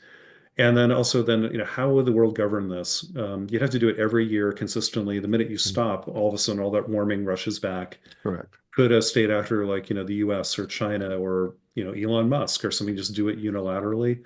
We have no governments or governance process to, we can barely talk about cutting emissions, let alone Hmm. this. And what if it benefited one country but caused disasters in another? It's not going to be all beneficial. Hmm. So, Hmm. it's pretty naive to think, some back in the envelope computer model can tell us what the fate of humankind would be under these scenarios. It's just again, I'm cautious about here. I think there's a massive precautionary principle as well as a moral hazard argument of like, hey, maybe, let's keep doing some research. That's fine, but let's deploying this is just pretty risky. Now, with So, that said, mhm. I do want to mention like, solar geoengineering at the local level in a city is a really good idea because we create these enhanced urban heat islands in cities. So, Sure. doing white reflective surfaces on roofs, better pavement, more permeable pavement, putting water back into the landscape so it can do Hmm. latent cooling. Given that 60% of the world's population is an urban population, that's where most people die from heat waves, is Yeah. partly from climate change, partly from the city they built around them, enhancing it. That we could do, and that's a no risk, no regret scenario. So I would like to see more Mm. engineers and architects talk about how do we take a couple degrees of that heat wave out of the big urban centers in the world, especially in poor countries. That I get really excited about. I'd like to see David and Hmm. others work on that. Well, by Uh, the way, we had Yi Tao on from Mir, which is the mir.org, which is all about doing that kind of stuff. well, not in the art. Mirrors on the ground, but Mm, that, I'm but thinking more like white reflectivity paint of on the local buildings. areas. What was Yeah, that? I- I'm thinking more of the practical, like, painting roofs white, White, yeah. Hmm. more permeable surfaces in cities. Things are proven to work right now and Hmm. don't cause big disruptions of, larger meteorological event or too expensive. Hmm. But, getting like even American cities, we have about a 3, 4 degree Celsius urban heat island in cities like Chicago, Atlanta, Hmm. so on. Even Minneapolis, where I live. You see that also disproportionately in poor neighborhoods. Speaking of environmental justice kind of issues, like North Minneapolis, a predominantly African American neighborhood, has fewer trees and it gets a lot hotter during heat waves than the rich neighborhoods in the suburbs. We had to be able to solve that. So I think there are some kind of common sense, practical things that could help real people today that aren't kind of, talking about disrupting, a monsoon circulation around the world or applying this technology in orbit or something. I'm just like that scares me a little bit. But yeah, cooling off cities, that makes a lot of sense. And especially, neighborhoods where poorer, more vulnerable people live. That's a great idea. So there's So, some slivers of that that'd be worth doing. In the meantime, doing some more research on the bigger picture. and speaking of that, well, I got a bunch of questions, but uh, we're currently doing solar radiation management on a massive scale, putting like 80 million tons of sulfur in the air accidentally, through coal plants and ships and industrial smokestacks, and that's cooling the Earth by a lot. But IPCC says 0.5 to 1 degree of cooling, and now we've been cutting back on that with shipping regulations, and global warming is accelerating the last couple of years, and perhaps in response to that. Um, Oh, we your don't know thoughts on that yet. cleaning up all that pollution that kills lots and lots of people every year, and but yet will lead to more warming if we do that? I mean, well, I mean, first of all, I mean, that's not yet a mainstream climate opinion that the warming is suddenly accelerating. That's still, you Well, no, really I think can't. why is not mainstream, but the fact that it is accelerating, I think, is mainstream at this I'd even point. disagree with that, Okay. because a good statistician would say, how statistically confident are we that the trend has changed? And right now, I don't think any statistician in their mind would say, yes, we're absolutely certain beyond 99% that the accelerating warming has happened in the last 3 years, because you look at climate in a 30-year average. So I think we can confidently say since the 90s, the pace of warming has picked up, and not in the last couple of years. By definition, that's kind of a little goofy. Even 1 decade, that's not how we define climate. Well, Let's I cherry mean, pick. by the way, I was going to push back a little bit. One way to look at the trend temperature, the underlying temperature, is the temperature where natural variations will bring it up as much as it will bring it down. Yeah, we're still Eh, within that range. But with that, it's pretty clear, well, according to again, Jim Hansen and others, Leon Simons, that the Well, that's amount it's going to drop, even in the next La Nina, which is the major thing, it's not going to be less than 1.4. And therefore, when you take, we're at 1.6 sort of peak, and then you go to down as low as 1.4, your average is 1.5. And another way to look at it is just look at the last 10-year average and look at the trend line where we are. 1.5 is this year Yeah, by that but definition. if you cherry pick the data to say that, then you also simultaneously have to talk to the climate contrarians who pointed out that there was about a decade of no warming at all after the 90s, the so-called pause of global warming. Then how do you explain that? No, Because well, that there wasn't are true. There was a peak, and the following was less than the peak because it was a peak, but the trend was still up not really. from. There's if you cherry pick the data in the same way Oh these yeah, guys, you can always, well, the stair step, yeah, the escalator versus the yeah, slope, yeah. yeah, but I mean, I'm sorry, you have to be intellectually No, honest. no, no, no. But the This is question is, do you see, is there some mechanism that will bring this peak way down? I mean, I'm not aware of any. I mean, we're not. Well, we don't exactly understand why it went up. If it is aerosols, then there is a stair step because we removed a reflective blanket, and Yeah, well, I anyway. mean, again, I think we shouldn't just look at a charismatic single study or, to suddenly say, aha, here we go. There's a lot of tendency to do that. And this aerosol business over the North Atlantic is one of those. There are equally compelling hypotheses about cloud feedbacks are changing, not because of aerosols, but just because of temperature, wind Oh no, speeds. I just introduced George Salutis just a Yeah. few weeks ago Yeah, on exactly. And exactly that then, warming causing, but that's on top of it all, right? yeah. That's not Um, instead of, yeah. I've been in this business too long to get too excited about any one year or two's temperatures or Okay. CO2 levels because they do have natural fluctuations. You really have to look at a longer term pattern. But what you say is correct that the bigger picture is aerosols in general have a cooling effect, though not always, and that we need to black carbon has a warming effect. So we have to think about as we clean up our fuel mixes and reduce coal and dirty fuels, which has a huge net positive impact on people today for air quality. 9 million people in the world die every year from fossil fuel air Yeah. pollution. That's more than global warming will cause ever. So, it's like, Well, not ever, but but well, not for a long time, hopefully. But yeah, well, it's per annum anyway, in any realistic scenario I've seen. So that we know that's happening today. So I think that's a pretty much a no-brainer. Yeah, like no, we don't. The cure for climate change isn't dirty air that kills people. We no, need I to know. problems, and so I think the clean air problem is even more immediate, and because it's killing people today and Okay. vulnerable people, poor people, people of color, and it's like 9 million a year. That's more than guns, tobacco, and warfare combined, and that's happening right now on our watch on Earth today. So you could Uh, replace that killing SRM with non-killing SRM in the stratosphere. As David Keith pointed out, it's 1,000 times safer in the stratosphere because, first of all, you need far, far less of it. Number two, Um, it's distributed like 70% over the ocean, so it doesn't land where people are. And third, it rains out instead of being breathed in.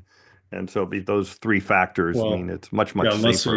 we disrupt the monsoon circulation that people depend So on. speaking of that, another question for you are like, what is your or Project Drawdown's view of tipping points such as AMOC collapse, which is getting a lot of attention now with recent studies showing we might be much closer to it, which will then really screw up all the monsoons, screw up Europe, screw up Uh, everywhere, by the way, less rainfall across the entire northern hemisphere, on well, and on and on. that's Really okay. bad Again, stuff. that's media hype amplifying a few studies and ignoring many, many others that don't show that. In fact, Nature just had a paper out 2 weeks ago showing that AMOC has not changed at all, and that all the previous studies were completely flawed. And the Guardian didn't put that on the headlines of the front page. So go check out a paper about two Uh, weeks ago that's I'll have to definitively, interview them. You got to send that to me so I can, yeah. or send me the link. And also, there's been so Because the much. IPCC says it's slowing down. I mean, with high confidence, it's slowing down Well, this now less century. confidence. Again, that's why you have to be patient and have more than one study. And the asymmetric hype engine of the media and activists that will like, oh my God, the AMOC is collapsing, gets on the front page of the Guardian. Actually, more conclusive study. This is, oh no, that was incorrect, and it's not. Crickets. That's what kind of Well, ticks me. also there were 80 plus scientists signed the warning to the Nordic Council of Ministers, including mainstream Not, climate scientists in the field, Stefan Ramsdorf and yeah, and there are a Rockstrom lot who and don't say anything because they don't want to get attacked by activists just saying, "Oh, you're trying to put, diminish the importance of this." I think it's a very silent majority that's a little bit like, this might be overhyped." And the misunderstanding of this to the AMOC is it's like a dirt road compared to the super highway of the Gulf Stream. And the Gulf Stream is not changing at all. The I Gulf thought it's the Stream other way is around. no, no, The no, Gulf Stream no. is like a small percent of the Wrong, AMOC. wrong, wrong, 100% wrong. I have a PhD in this. All right. I'm going Absolutely to have to go wrong. check it. This will cover exactly the The opposite. Okay. meridional overturning circulation, the sinking cold, salty water Yeah. of the Yeah. coast of Norway and Greenland, which is all that it is. By the way, there isn't a parallel for that in the Pacific Ocean. Right. Transports a certain number of what we call sphere drips, which is a cubic kilometer of water. The Gulf Stream, which has nothing to do with it, is driven by Earth's rotation and wind patterns over the North Hmm. Atlantic. Yep. And there's a parallel current called Kuroshio in the Pacific, is about 20 times larger. And that if the AMOC collapsed, the Gulf Stream, which by the way has been increasing over the last 2 decades from wind speeds increasing over the North Atlantic, I mean, the Gulf Stream, as long as Earth rotates and the wind blows, there will be a Gulf Stream, as Henry Stommel, the father Yeah. of Yeah. modern Yeah. Yeah. oceanography, will say. The AMOC is a small kind of like take take Interstate 95, go down the exit, go down a frontage road, go down a little bit more, then go down a side street. That's the AMOC circulation that people talk about. The media has completely flipped this around and gotten it completely wrong. The overturning circulation is very small, very slow, and yes, important to the coast of Norway and Greenland in the very high north. And they're connected by something called the North Atlantic Drift. The Gulf Stream goes to basically Portugal. There's a little current that goes north of that called the North Atlantic Drift, a countercurrent off the coast of Labrador. And then there's this sinking vertical circulation that is about a 20th the size of the Gulf Stream. And yes, it is important over millennial timescales, we think, and definitely important off the coast of Norway. But the thing is, what people don't realize is like even if that did shut down, it would probably cause some cooling in the Nordic region, but Yeah. less than the warming they've already experienced. It would actually bring them back closer to the normal climate. I heard 10C just even today, That's a actually. really exceptional study that, most of them that have done this, and it's using a fire hose in the model to do that. That's wildly unrealistic.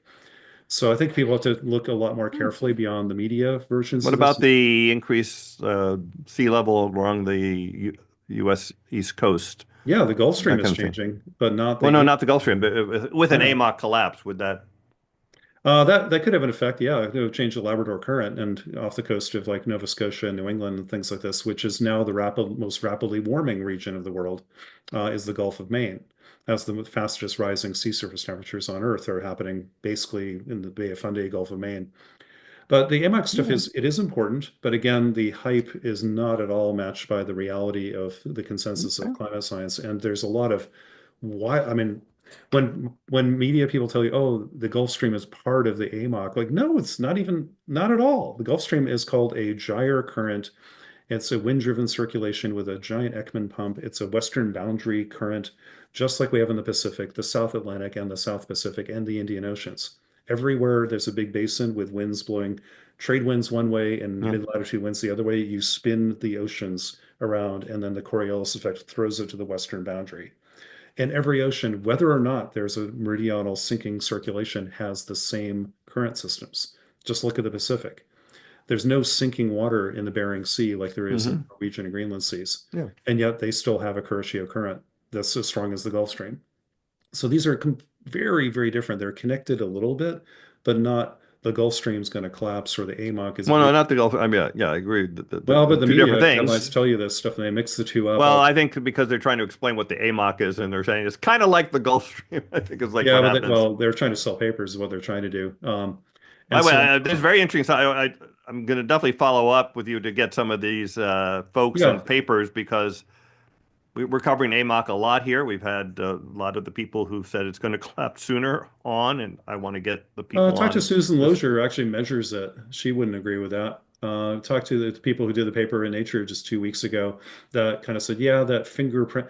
What they were pointing out is that people were trying to use changes in the sea surface temperature to figure out how to a trickle of water down hundreds of meters below the surface might be affecting the surface temperature versus, oh, the cloud cover changed and the winds picked up. That's why this is happening. There's a Mhm. first order thermodynamic effect of this versus a very subtle Versus undercurrent. the cold blob, you don't think the cold blob is a signal of a slowing AMOC? The cold No, blob is these oh. people don't. In fact, they'd argue there is no cold blob, Hmm. that's an artifact of when you pick the years to look at it. It's just less warming, and they would argue its changes in wind speeds and cloud cover over the Atlantic have made it not warm as much as other regions of the Atlantic. You don't. It's a much simpler explanation. Is the heating and winds over that part of the Atlantic have changed. That's a far simpler explanation than, oh, wow, a kilometer below this ocean, this magical sinking salty water grabbed heat from that region quicker than it would be physically possible, by the way, too. So it's a much simpler explanation and kind of, I think, invalidates the previous stuff. But it's still very much a contentious topic. People are going there. Yeah, well, And I think, yeah, it we is need, very getting a lot more attention this last year than it has yeah, before but that. one thing, I know Catherine Hale and I were on Blue Sky talking about this too. It's really interesting how oh my God, it's collapsing headlines are shouting from the rooftops, but when the science comes back evenly and says, wait a minute, that's probably not true, nobody hears about it. Hmm. And so be Well, I'd careful like with to this cover stuff. it here, so I'm going to Yeah, follow up on that. yeah, there's a really What great. tipping points are you concerned about? Well, I am There's the concerned about West the Antarctic AMOC, but ice I think sheet, it's for been example. massively overhyped. I think it would have an effect on in Scandinavia and Ireland. Yeah, and I'm worried about that. I think there's a chance in the next couple of hundred years it could slow down. I don't think it'll collapse. I don't think we're going to have a younger Dryas event, that kind of thing. But we don't know. But I think there's a lot of hype trying to make it sound like it's happening already. Hmm. That's Hmm. pretty dubious, I think. But Well, we should be watching. we certainly Um, have covered that hype here on climate change. Okay, but well, West the one Antarctic ice sheet, I'm more worried about the Amazon. Amazon. Yeah, that one I think is, well, that we're beginning to see maybe signs of that. Um, Again, the idea that if we deforest the Amazon, its ability to recycle water vapor regionally, and the Amazon makes some of its own rain, about 30-40% of the rain that falls in the Amazon comes from other parts of the Amazon forest. If you start to clear cut that and make it hotter at the same time, the ability of the Amazon to kind of sustain these ongoing rains is going to be diminished. And so people like Carlos Nobre and Tom Lovejoy and others for years have been worried about that. Ironically, this is an area I used to spend a big part of the 1990s and early 2000s working in the Amazon on Oh. these kinds of issues. That one worries me a little bit because you got kind of two combined forces of deforestation and a warming atmosphere. Those together could cause some real trouble there. And we might Hmm. be seeing some of the early stages of that. So the idea is, if we cut down part of the Amazon and it gets hotter, it's going to make the rest of the Amazon drier and warmer, hotter, and burn down more frequently. So they call it like savannification, that it could kind of Right, tip right. to a place where rainforest may not be that hospitable at all. You're not It's not supposed to have these this, massive fires in rainforests, but we're seeing more and more yeah, of them. and the Amazon's more susceptible to that than like the Indonesian archipelago because it's broken up with oceans so much. The effect would be smaller in Indonesia, but stronger in South America. The Congo Mm, probably somewhere in the middle. So that one I think we need to be mindful of. That one I think there's not perfect evidence, but it makes more physical sense than the AMOC stuff does to me anyway. Um, okay. I'm not as worried about the methane bombs, that kind of stuff too gets hyped up a lot. I don't think we've much evidence of that yet. The human emissions are still much larger than any enhanced biogenic emissions, but mindful to watch. We These are we are things to seeing watch for sure. an acceleration in ppm per year of atmospheric CO2, like not even saying where it comes from, but obviously it's due to higher temperatures is one of the main reasons, but it's up to like 4 ppm a year when it used to be 2. Any Well, thoughts or concerns about again, this recent, that's if that is recent That's a year or acceleration? two, and that happened in 1992 as well. El Nino years wreak havoc with these. You again have to look at it. I don't want to even talk to people until you give me 20 years of data at least, because the nature has a lot of fluctuations in it. Hmm. Hmm. That's not 1 year's just a blip, probably. If it keeps happening, then I'd be worried, but this, I'm not worried Hmm. about a single year yet. Hmm. Um, Hmm. but could the biospheric uptake of carbon, I mean, about half of the CO2 we pump into the atmosphere every year is absorbed by the oceans and by the land equally, roughly right now. But Hmm. those depend a lot on weather patterns. So during El Nino and La Nina years, which we are certainly going through a very weird El Nino cycle right now, have always historically flipped the kind of ability of tropical forest and the oceans to uptake that carbon. So we've seen this before. This what's called the airborne fraction, the amount of carbon that stays in the atmosphere versus gets sucked up. It's usually about 50%, but some years it's less, some years it's more. This year is dramatically less. Carbon was absorbed by the biosphere. And so this 1 year, CO2 levels increased from usually what's around 3 or so, went up to about 4, like you said. If that kept happening for 5 years, I'd start to worry about it, but I'm not going to worry about a single year. Same things happen again and again and again in the past, Okay. but could be Yeah, different. Someday always it will change. fluctuations. Yeah. Hmm. Yeah, a lot of, again, climate, anytime you're looking at planetary cycles with a lot of variability, you've got to look at like a decade or two and not just watch a sensationalist headline or somebody trying to grab the spotlight. Look at the slow, steady numbers, and they're bad enough. Well, we're going to see. I guess again, Jim Hansen coming out with a paper in a week or two. We're going to interview him too shortly thereafter, so we're Sure. going to hear about some of this new data. I'm going to totally first of all fascinating discussion. I could talk to you about these subjects Yeah, all yeah. day, but I want to get back to some Project Drawdown specific things, Mhm. and this is on the subject of energy efficiency because because of AI going crazy and eating up more and more energy and globally, I did a little look myself at what is the history of energy efficiency in computing, and it turns out that since the ENIAC, which you mentioned earlier, Yeah, since the ENIAC, energy efficiency of computing has gone up by 13 orders of magnitude, a yeah, factor of 10 trillion. So right now, for doing one computer operation, it takes 1/10 trillionth the energy it took for ENIAC. But forget ENIAC, it drops 90% every 6 years. yeah. So every 6 years, there's an order of magnitude Yep. improvement in energy efficiency. And all through that time, the only thing that has happened is that energy usage for computing has gone up. Hmm. And I know there's a lot of focus, for example, for AI to make it more efficient. Hmm. But to me, that just makes computing less costly. And since computing, like energy, is insatiable, if you can make cheap computing or cheap energy, people will use all that you make and more. And so my question is, some of the things in Project Drawdown, like LED lighting, is Hmm. shown as a climate solution. But Hmm. studies show that the response to lighting, the rebound effect from lighting is 100%. Some actually show it more, but this one pretty big study I saw said it's 100%. So as a climate solution, you save, but you do save money in your house. You lower your energy bill, people buy lots more lighting later, as we're seeing. LEDs pop up everywhere now. And of course, the money you saved by not spending the money on electricity, you go take a trip to Spain or something like that. So there's rebound effects, both direct and indirect. What's your thoughts on, have you looked at the rebound Yeah, effect? of And what's your course. thought of how it fits into the climate solution space? Yeah, we do look at that. I mean, that's what Project Drawdown tries to do is we don't look at just one study. We look at all of them. In fact, we sometimes use machine learning to help us find those data sources. Hmm. We never use AI to interpret the data, though, because I don't trust it. In fact, we have a no AI policy for our analysis or writing. Can't use it. We make every scientist here sign a intellectual honesty agreement, which says, no AI. The analysis is yours, the writing is yours, and so on. I wish universities would do that too. But you can find papers using AI. You Yeah, can say yeah, what they're papers, they're yeah, helpful. Helpful at it's like finding stuff. Google. It's like A Google. little bit, yeah. But terrible at analyzing anything because they don't understand mathematics. For example, AI is not artificial intelligence. It's a copy machine, basically. It's like a statistical inference engine. So, it's not smart. It's just copying. It's doing a giant regression and everything it finds on the internet. And it puts the same, an IPCC report and Joe Rogan's podcast are both in there. So it's bullshit.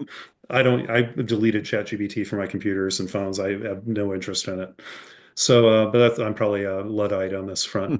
Um, but certainly don't trust it unless it's trained against data you do trust. But otherwise, it's trained against bogus crap wherever it can find it. And increasingly, AI will be training itself, which is really bizarre. So, like, anyway, But the but I take rebound your effect, point. yeah, yeah. That's a diversion. But yeah, like, there is a rebound effect on direct rebound effect on some things, like, but it's overestimated a lot of times by a few studies, but the consensus is usually pretty small. Like LED light, people aren't like turning on, buying lots more lights with LED lighting a little bit, but the net, it's been considering it's like, 20 times more energy efficient than filament bulbs. It comes out ahead big time. So it's not a huge rebound effect. Now, there might be an indirect one. The money you save might go do something else. That's very difficult to quantify. Same thing with better furnaces, better insulation. Do you keep the temperature higher in the winter? Having more efficient air conditioning, do you leave it on more? Yeah, there is a small rebound effect, but usually the efficiency wins most of the time. But in computing, yeah, it's interesting. Um, Energy efficiency per calculation has gone up massively, but so has computing demand. So they're in this weird arms race. But the last numbers I just looked at were that in the United States, 4% of our electrical consumption, um, Hmm. which is for all computing Right. and Data AI. centers, yeah, and Yeah, that's AI, like yeah. Netflix, cryptocurrency, Google Hmm. searches, Yeah, Facebook, whatever. AI is a tiny fraction of that. And right now, it'll grow. right now. Um, yeah, but then electricity is only about 20% of our emissions. So let's say it's 1% of electricity. That means it's, um, a fifth of a percent in the United States of our emissions, and globally, you know, how many countries have data centers like we do, maybe multiply by two. So it's really tiny. It's in the hundredths of a percent of global emissions right now is due to AI. It's not an Right, issue. right. Projections over 2030 show it going up to 20%, let's say 10 to 20%, Not of which is a emissions, hell of a lot maybe of of computing. electricity use. Yeah, which is is a fifth of Yeah, emissions yeah. falling. So I think it's a solvable problem. And I don't, it's also yet another fad, and that'll probably go away too. AI? Okay. Well, Um, even data centers themselves obviously are growing and yeah, yeah. I think the bigger question is data centers. Like, AIs, there's a giant hype engine about them now when people yeah. realize it's aren't as useful as we thought, and there's no intelligence here. It's just statistically inferring stuff. I wonder if the But hype will. data centers are taking up a lot of renewable energy and stopping Yep. coal plants from Oh, shutting down. So these kinds of yeah. things are already Yeah, happening. yeah, That's yeah. not future. Yeah. Yeah, so Okay. again, I think it's an issue like a lot of things. Electric vehicles will also use more electricity, but they're, hopefully the net effect of that is very positive. So it's something Hmm. I'm watching, but I don't think it's like I think again the media hype around AI is a doomsday for climate. I'm like, oh God, no. It's a lot more important what we do with cement in No, Asia. my Um, point was really a question was some of like LED lighting is one of the things on the yeah, Project Drawdown roadmap. You're yep, right. The direct rebound in your house is not that much, but yeah, now again you can buy LED bulbs or a fraction of a penny, in terms of LEDs themselves, and the bulbs are now very cheap. Yep. And they're going everywhere. You're seeing lots more lighting happening. That's where I think the real rebound comes. And then, of course, there is the indirect rebound. But okay. Yeah, we But we actually do look into that, and one thing I'd love to talk about instead, and I don't know where you want to end on okay, talking no, that was my about. last question before we go to audience. So please bring up whatever you want to bring up. Yeah. Well, one of the things that we're doing that might be of interest to your readers or sorry, listeners and followers, is yeah, Drawdown historically has been analyzing all these climate solutions again for their effectiveness, their scale, their cost, their rebound effects. We do include that Oh, analysis good. too, at least the direct ones that can be quantified. The others, who the hell knows? And so we do that. But in June, we'll be launching a whole new platform called the Drawdown Explorer that ironically Hmm. uses big data to start to map climate solutions across the world at a pixel level. So it's not just an average number for the world for LED lighting. For example, it'll be like what would it be in Northern California, depending on the electrical grid you're using, versus Okay. Ohio, versus Norway, versus Bangladesh. For example, for every climate solutions, we're going to start to produce maps of the effectiveness of that solution where you are, the adoption of that solution where you are, and the combined impact of those two things where you are. And we're going to stop Mhm. doing these kind of scenarios out to 2050 because, as I kind of mentioned before, I don't believe them. Even ours, I don't really believe. And instead, I'm going to go back to our roots as a scientist and say, let's describe the world as it is right now, at the local level, today, everywhere in the world. Because that's a lot more actionable to like a lot of what investors and philanthropists, governments, businesses are asking us is like, hey, that's great that your work has shown this climate solution on average around the world between now and 2050 could do so much. And it's a gigaton scale number. But hey, I live here. I have a budget for the next 3 years. What should I do? So we're trying to make drawdown actionable. Hmm. So we're creating something called the Drawdown Explorer that will kind of summarize the state. It's like a Bloomberg terminal for climate solutions, if you will. Hmm. For about 100 climate solutions, we'll start with about 30 to 40 in June and keep adding them. They'll be constantly updated, constantly revised, and then getting more and more a clear picture geographically, because finally we have enough data to be able to kind of pinpoint how effective would this be here. And what that enables us to do is be a lot more strategic with climate action. We can kind of pinpoint the most effective places. What's the low-hanging fruit for climate action? The fastest, cheapest, and best located solutions. We know the dirtiest of the dirty coal power plants are here, so stop those first. Then go to the next ones and the next ones. Or these agricultural lands are emitting far more methane and far more nitrous oxide than those. Go there. But right now we just have one number for the world, and that's not very smart. Hmm. So that's kind of it's not Very AI. good. We don't use that, but we do use machine learning and big data to look at patterns of where the emissions can be cut most quickly and most effectively and kind of find that 80-20 rule. Like, hey, where would you put the most, get the biggest bang for the buck in the shortest amount of time in the smallest possible place?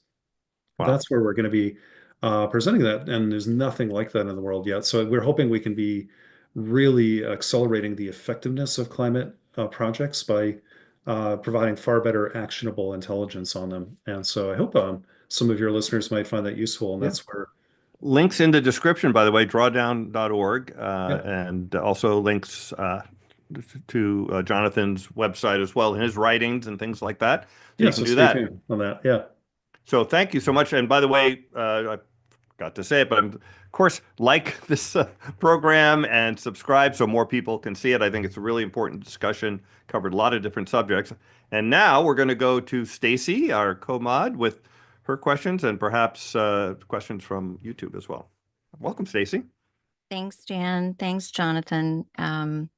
So I had a couple clarifying things. Earlier, you were saying about how it out of Kyoto, we agreed that it would be 30 years that we would look at in terms of temperature. But the thing that is difficult is if we reach that, it's too late.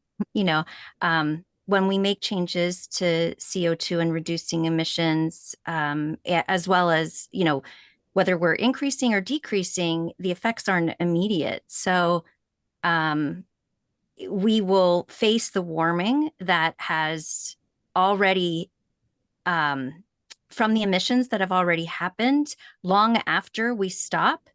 And when we make the changes and reduce them, we will, it will take time for that to actually show up. I mean, is Mhm. Yeah. that accurate? Well, my point is, the World Meteorological Organization since the 1950s, I think, has defined climate averages, the things we call climate around the world. When you say, I live in Sacramento, what's the average temperature here? They're based on the last 30 years of weather, not 1 year, not 10 years, 30. That's been the standard definition of what we call climate norms for almost 100 years, and long before that informally, because you have to average a bunch of years together because some years are warmer, some years are colder, and you got to even it out. Just like you would do this. You don't invest your mutual fund based on this afternoon's Dow index. You got to look at the longer term, look at patterns. Some of those could be trends in the short term and overall the long term investment return on investment. You got to look at the long picture as well as what's happening today. So that's what I mean. The Kyoto Agreement, or not Kyoto, I'm sorry, the Paris Agreements we're talking about, the Paris Agreement actually says that countries agree to limit the warming to 2 degrees of warming above industrial levels, with ambitions to reach 1.5. The agreement is actually 2 degrees, not 1.5. Right. 1.5 was like a stretch goal. 2 was the actual agreement. And it was defined as the 30-year average of climate, not 1 year, but a 30-year average. So I just want to be consistent. But isn't 30-year average mean it's the average, it's the temperature 15 years ago? Yeah.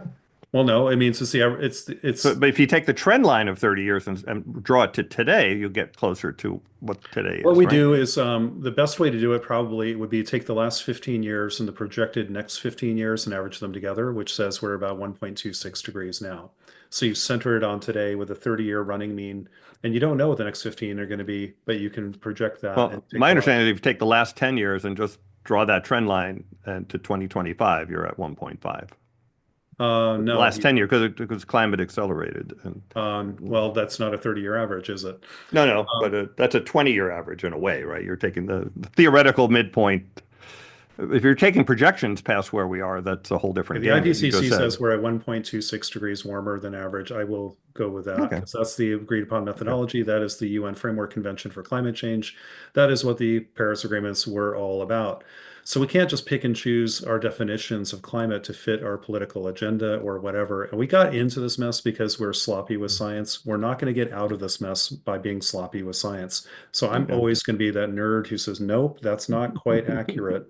And it's annoying as hell. I know scientists have been annoying people since Galileo, but I'm going to be one of those people who's like, no, stick to the facts, stick to the definitions. And now, with respect to what you said, Stacy, yeah, the warming, what we experience is weather. What the agreement was for climate. So it's pretty alarming that even if the warming isn't accelerating, I don't think that it is. I think that's a hyperbole. I think that's one or two people saying that. You think it's 0.18 C per decade or zero point 0.2 per decade? I That's what do. you I think? see no statistical evidence yet that the warming has accelerated in the last 5 years, because by definition, 5 years of data isn't enough. So I'm going to reserve judgment until we have more data, Okay. because that's what a scientist would do, and that's proper statistics. There's no statistically significant acceleration of the last decade since I think 1990. That's, I think there are scientists. Well, Jim Hansen for sure would disagree, and he's he's definitely going to not in publish the a paper on mainstream this like anymore. next week, so we'll see. Yeah. Well. Yeah. Well, I guess the other thing, especially as a non-scientist who shows up here every week for almost Yep. 4 years, um, just I don't care what number you call it. Open your Yeah. eyes. Look at No, the that I agree rate. with. Look at the rate That. of change that's happened. The increase in catastrophic events that have been Yep. happening around the world. The heat that is rising. The cold that I mean, it snowed in New Orleans. Yeah. That is that Not just hasn't snow; it had a happened. snowstorm. Yeah. Snowstorm, Yeah. yeah, 11 inches or something like that. Yeah. I Yeah. mean, Pretty it's like crazy. this is But unprecedented change that is happening. And if we're at 1.26, what on earth will happen when we get to 1.5 and 2? Well, I I would agree with that. I mean, that's the point I'm trying to make. Is like, let's stick to the science, and it's already bad enough. We don't have to exaggerate the science of what the temperature mean is, because look outside. You're exactly right. And that is expected. That is firm, is that with every little bit of warming, even if it's a slow, steady, straight line, the impacts of that warming grow exponentially in some ways because of it's called the Clausius-Clapeyron equation. It's a fancy way of saying how much moisture can the air hold and the air suck Mhm. up. As the temperature warms just a little bit, the ability of it to hold and demand more moisture goes up exponentially. So a 1 degree warming has this much effect. Another 1 degree warming has a bigger effect. So that's why the increases in storms, like more wet events and more dry events and more wacky weather. It's, global weirding, as Catherine Hay would say it. Yeah, that totally is true.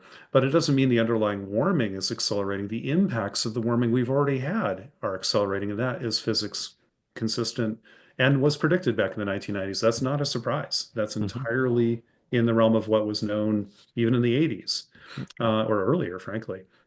So, So I guess I mean, Stacey, you're right, but I guess what I want to, that sounds like a weird nuance, but there are people who are kind of selling kind of science bullshit, like, oh my God, we're having this huge accelerating warming effect. Like, no, we don't know that yet, but it's already bad enough. We don't have to exaggerate things. It's bad enough because of what we already do know. And we don't have to invoke like runaway greenhouses or tipping points to explain, like, yeah, storms are getting worse and we already knew why. And I've been in this for 31 years. Oh God, more than that. 32 years I've been a PhD working on climate science, many years of study before that. And this is entirely consistent with what I was being taught in the 1980s. Nothing is surprising me yet. So Well, well, I we don't guess have Leon Simons on here to push well, back, he's not a but climate I will scientist. say I mean, I will say that Earth energy imbalance, absorbed solar radiation, and that kind of thing are a changing. year or two. Are big numbers measured from satellites, and these are and ocean temperatures, which of course are much more steady because of the thermal inertia of the ocean. So there's a lot 20, of 30 years data of showing data. there are Yeah, I big know Leon forces at stuff. play to increase the temperature. Let's put it that way. one other thing I wanted to get clarification on is I am a I like your measured approach of these are the things that are going to have the biggest bang. And that's what we should tackle first. yeah. Because I'm sitting here saying, all of it, do everything. We need to do everything. We need to change everything because this is getting kind of nuts. Um, and to that point, the one thing I do know is that methane, while ridiculously powerful, more so than CO2 in the environment, it it will go away eventually. And I'm not saying, I mean, I would cap every oil well. I would do all of it, shut every coal mine. I can't believe that hasn't been tackled yet. But the other thing that was is animal agriculture. So you mentioned deforestation, which is a Yeah. very big problem, but animal agriculture is larger in terms of methane, correct? Yeah. Well, it's interesting. They overlap, of course, because most deforestation is related to animal agriculture on Earth, either for cattle directly or animal feed as soybeans. And you're right, animal agriculture altogether is the numbers are still have some error bars, but their best estimates are around 14% plus or minus a little of climate change is driven by animal agriculture alone. Some of that's the land cleared for animal agriculture itself, and a lot is methane and a lot is nitrous oxide for growing the crops that are fed to animals, like a lot of the corn in the United States, for example. So you're right. Agriculture overall is directly responsible for about 22% of climate change directly from farming and animals themselves. And then you add things like refrigeration, food waste, landfills, which are huge, and also a little bit for like food transportation and packaging and processing and all that kind of stuff. You end up with about a third of climate change is linked to the food system. And we put about 2% of climate funding into fixing the food system, even though it's a third of the problem. So, yeah, we got to do everything, but we can be smarter about it. That's why I think we should have a portfolio of climate action that actually is designed by science, not hype. And unfortunately, or politics, which is what we have now. We have Silicon Valley and Washington, D.C., kind of following the hype and following their kind of political favoritism, putting money into climate solutions. But that's not the way a scientist would do it. They put it into the biggest and the biggest impact in the shortest amount of time and the most impact per dollar, I would do. And we're not doing that at all. So I think we need So a smarter why portfolio. not I mean, I guess you're probably saying it without saying it in terms of the immediacy, efficacy, et cetera, of the dollars, that sort of impact. Yep. But if 62% of our greenhouse gases are come from CO2 from burning fossil fuels, that's the largest Yep. single source. Why wouldn't that rank higher? Well, that's a really good question. When we talk about solutions, we are trying to be practical, like stopping fossil fuels. I don't think of as a solution. You plunge the world into chaos and immediate World War III. That's not really a solution. You have to replace them. So that's where I think we need to phase out fossil fuels and have something Phase ready. out. So Mhm. and fossil fuels aren't one thing. There's coal, there's natural gas, there's oil, there's a whole bunch of things used for transportation. Fuels aren't substitutable for electricity fuels most of the time. You can't power a car with natural gas or coal very quickly today. So ending fossil fuels sounds great, but you have to be able to replace it, and there are many different kinds of fossil fuels, and that's very, very important. So yes, the single biggest emission is fossil fuels, but the single biggest solutions might be just one of those technologies. Could be like offshore wind or utility scale photovoltaics. Those are the two biggest energy solutions in our analysis, are those two, but they only address a fraction. Then electric vehicles do a different kind of trick. We need to do a lot of different tricks to solve for fossil fuels because they're everywhere. Yeah, there you go. It's transport, it's buildings, it's also electricity production, but also increasingly industry. And that's a really important point, that a lot of people kind of equate CO2 from fossil fuels as 100% of the climate problem. You correctly, and very few people get this, that's 62% of the problem. 40% of climate change is not CO2 and fossil fuels. It's something else. It might be CO2 from cement, or it might be methane from a landfill or wastewater treatment, or it might be deforestation, it might be methane from cows, a whole bunch of other things. Fossil fuels are the biggest part, but it's about 100 different things we got to do to get rid of fossil fuels, because they do about 100 different things in the world today. And so that's why we have this kind of portfolio approach. But yeah, we also have to look beyond CO2 and beyond fossil fuels. I want 100%. Let's get 100% of it solved, and that means we got to do many, many, many different things. But at Drawdown, we try to design the best portfolio. Like, what's the best use of limited time, limited dollars, limited bandwidth, and limited friction? Because some solutions are easier to get away with than others. Some are deeply unpopular. And we didn't get to talk about this, but I'd like to talk about how climate solutions actually can do a lot of other good things in the world. They don't just reduce greenhouse gas emissions, they reduce air pollution. Right. They improve health. They create jobs. They can improve equity and justice. They can reduce energy demands. They can improve international security. All sorts of good things come about from most climate solutions. So I'm really excited to see, how do you design a portfolio of fast, big, and cheap solutions that also have a lot of other upsides. And in America, anyway, only 90% of Americans believe climate change is real, but only 2% rank it as a top priority. I want the other Only 2%. 98% Wow. because I want to talk to them about jobs and economic activity and health and security. That's what will win over most people, not carbon and future temperatures, but what are you doing for me today?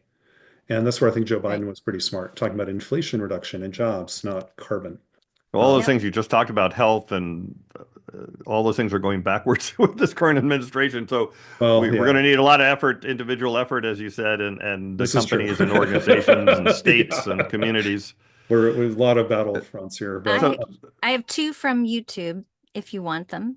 sure. Yeah, we'll get uh, a few more minutes. yeah, go ahead. But I also want to get Eli in before because I want to Okay, do you want to do finish. Eli and then come Yeah, back? let's do Eli next, and Okay, then we'll see what we got time sounds good. for. Okay, thanks.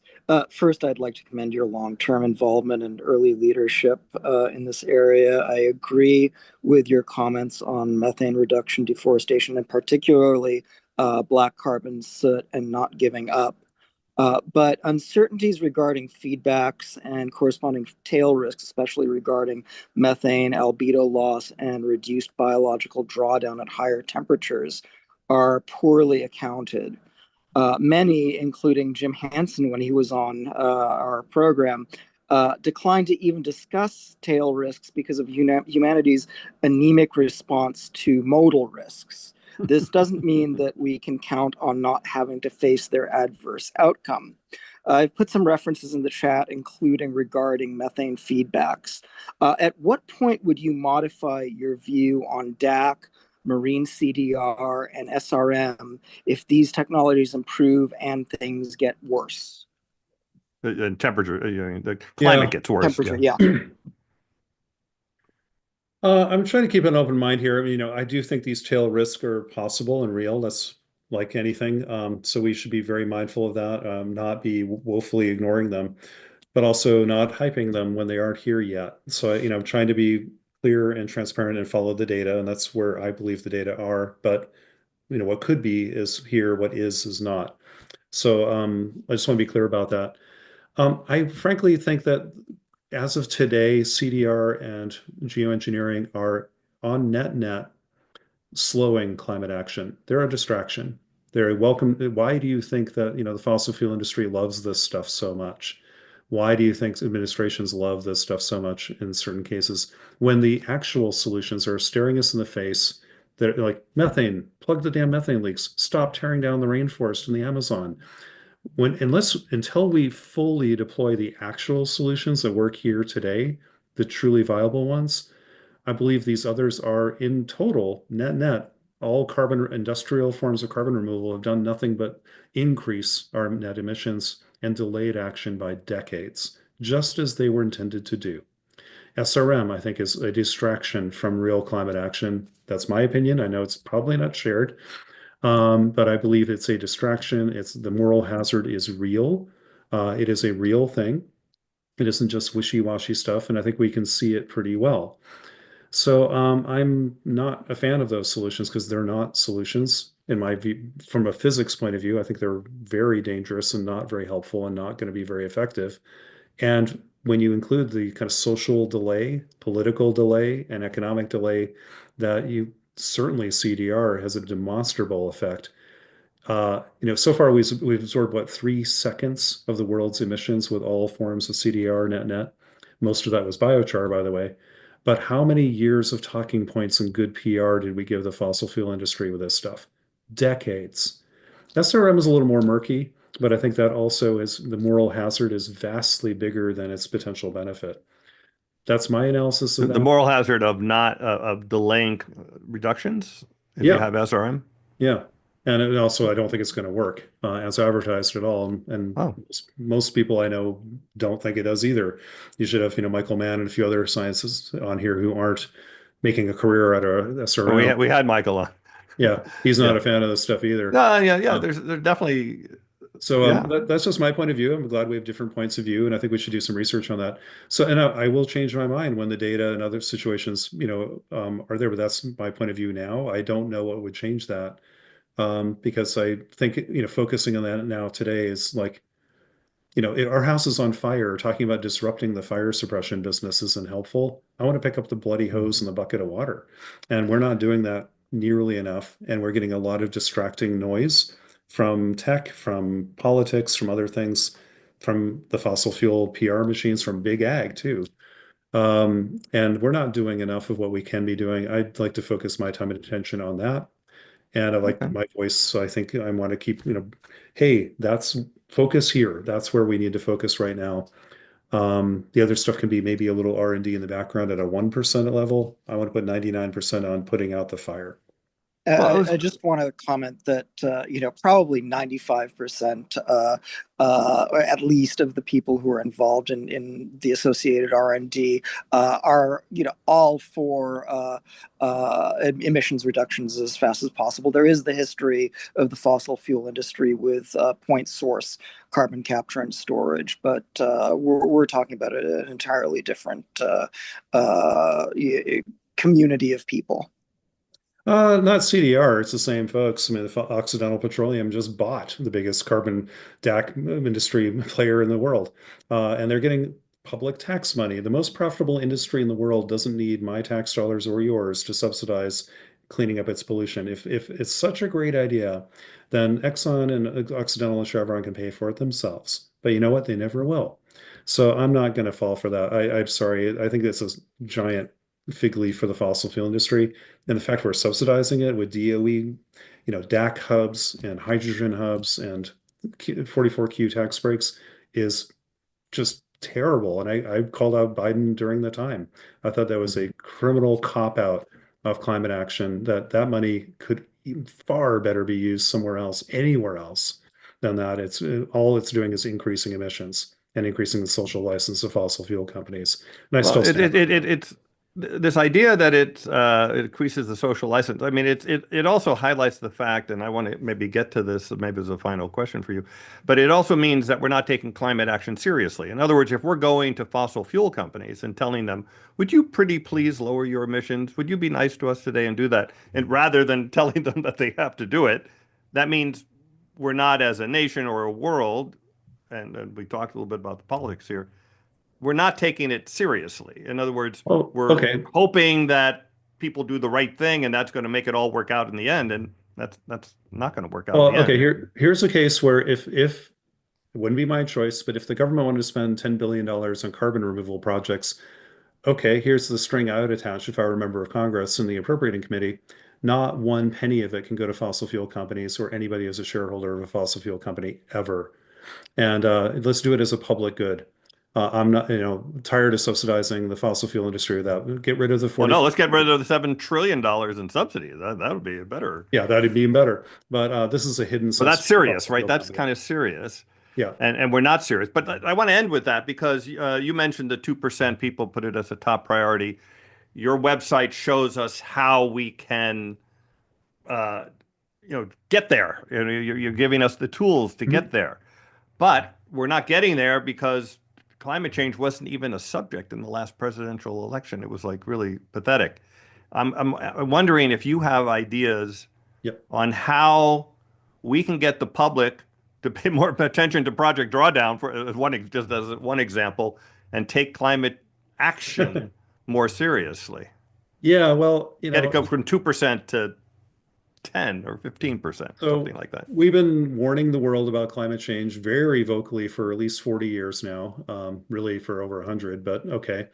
Let's talk about the last 30 to 40 years. And we keep on hoping someday the public will wake up and take this more seriously and elect the politicians who will save us.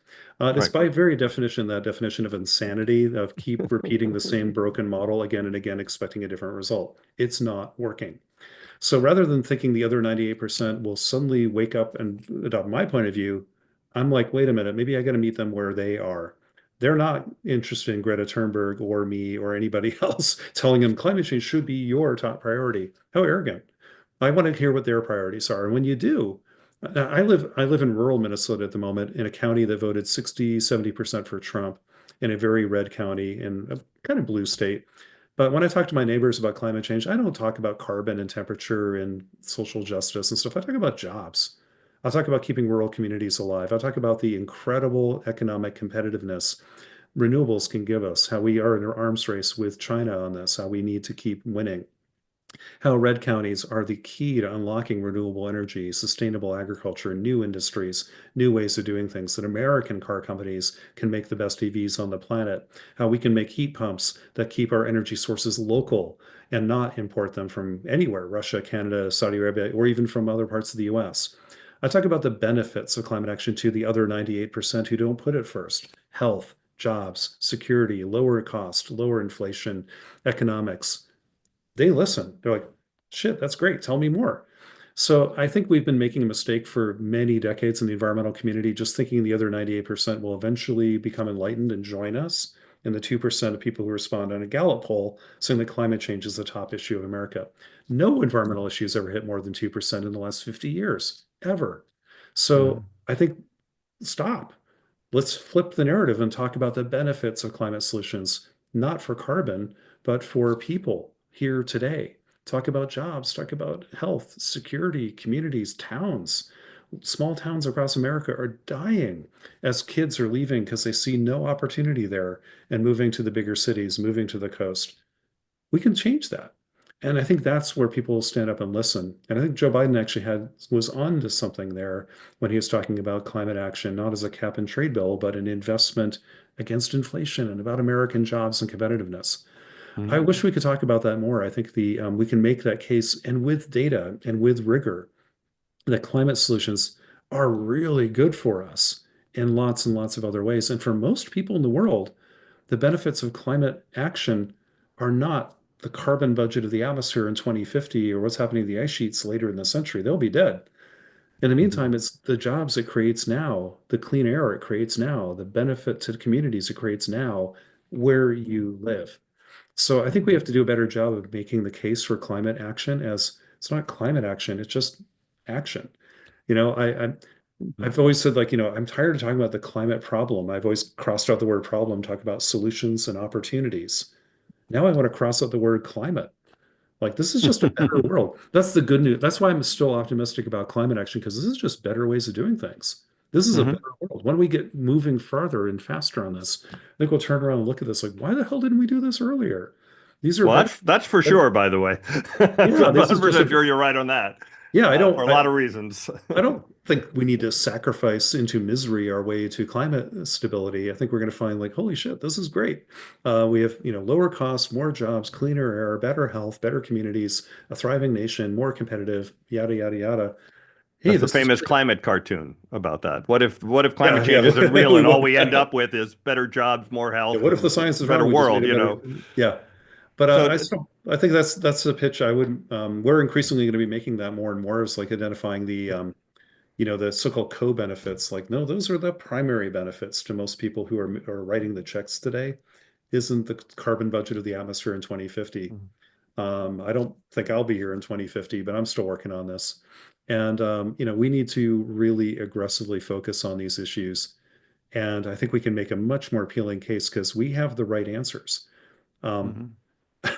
I mean, this is a science fiction experiment, but imagine a parallel universe where the world was like, okay, we've been running the world on electricity and we have electric vehicles and heat pumps. Now tell me why the hell we'd want to drill in the ground and extract very combustible substances and blow them up in an internal combustion engine.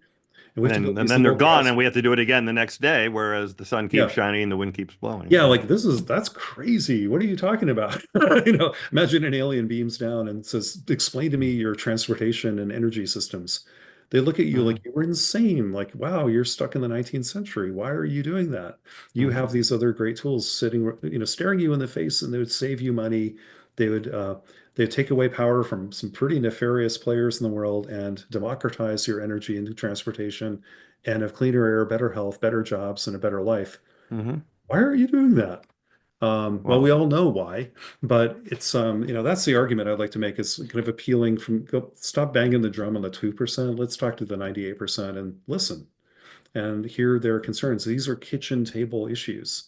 And so I want to meet people at the kitchen table and say, hey, how can we help you? Rather than scolding people about like you should think what I think, because that's never worked. And the mhm. environmental community seems to keep forgetting that. Well, Jonathan, this has been a fascinating discussion. We've gone on. It's Yeah. time has flown. Um, we covered so many different topics. As a really fascinating discussion. I've learned some things. I'm going to go look up some things. I'm going to get back to you after this and get some contacts from you for some new guests we can have on this program Sure. and talk about the things you brought up. But first of all, thank you again for all the work you're doing. And I do think having a clear, concise, easy, accessible list of climate solutions that have been thought out and vetted is really valuable. And everyone should go take a look at drawdown.org. There's a book. I mean, there's lots of resources, but the website is free and accessible. And I'm looking forward to your, what's it called again? It's going to be called the The Drawdown Explorer. We have three Drawdown big projects this Explorer. year. The Explorer is a new platform sharing kind of maps of climate solutions and more rich data. We also have a big theme on food. I gave a TED talk last year about the importance of I food saw in the that. climate system. You can check out on the TED website. Hmm. And there's also one on how scientists would do climate investing better, which is also on the TED website. So you might check out on both of them I gave. So you Sure. might be able to look for those. And then we're also doing a big focus on like expanding the lens on the co-benefits of climate action to nature and people, like we were just talking about. So stay tuned for that. But yeah, just follow us and maybe sign for our newsletter too. That's also free and a great way to keep in touch. Well, maybe we can have you back when the Drawdown Explorer's there and you can Yeah, tell us more love about that. to. So thank you again. Thanks for all you're doing and keep up the fight. And thank you so much for spending time with us. Really fascinating. Yeah, thank you, Dan. Thanks for And everybody here everyone, today. please subscribe, like, follow the links there in the description, and follow us on Blue Sky. And we'll see you next time. Thanks, everyone.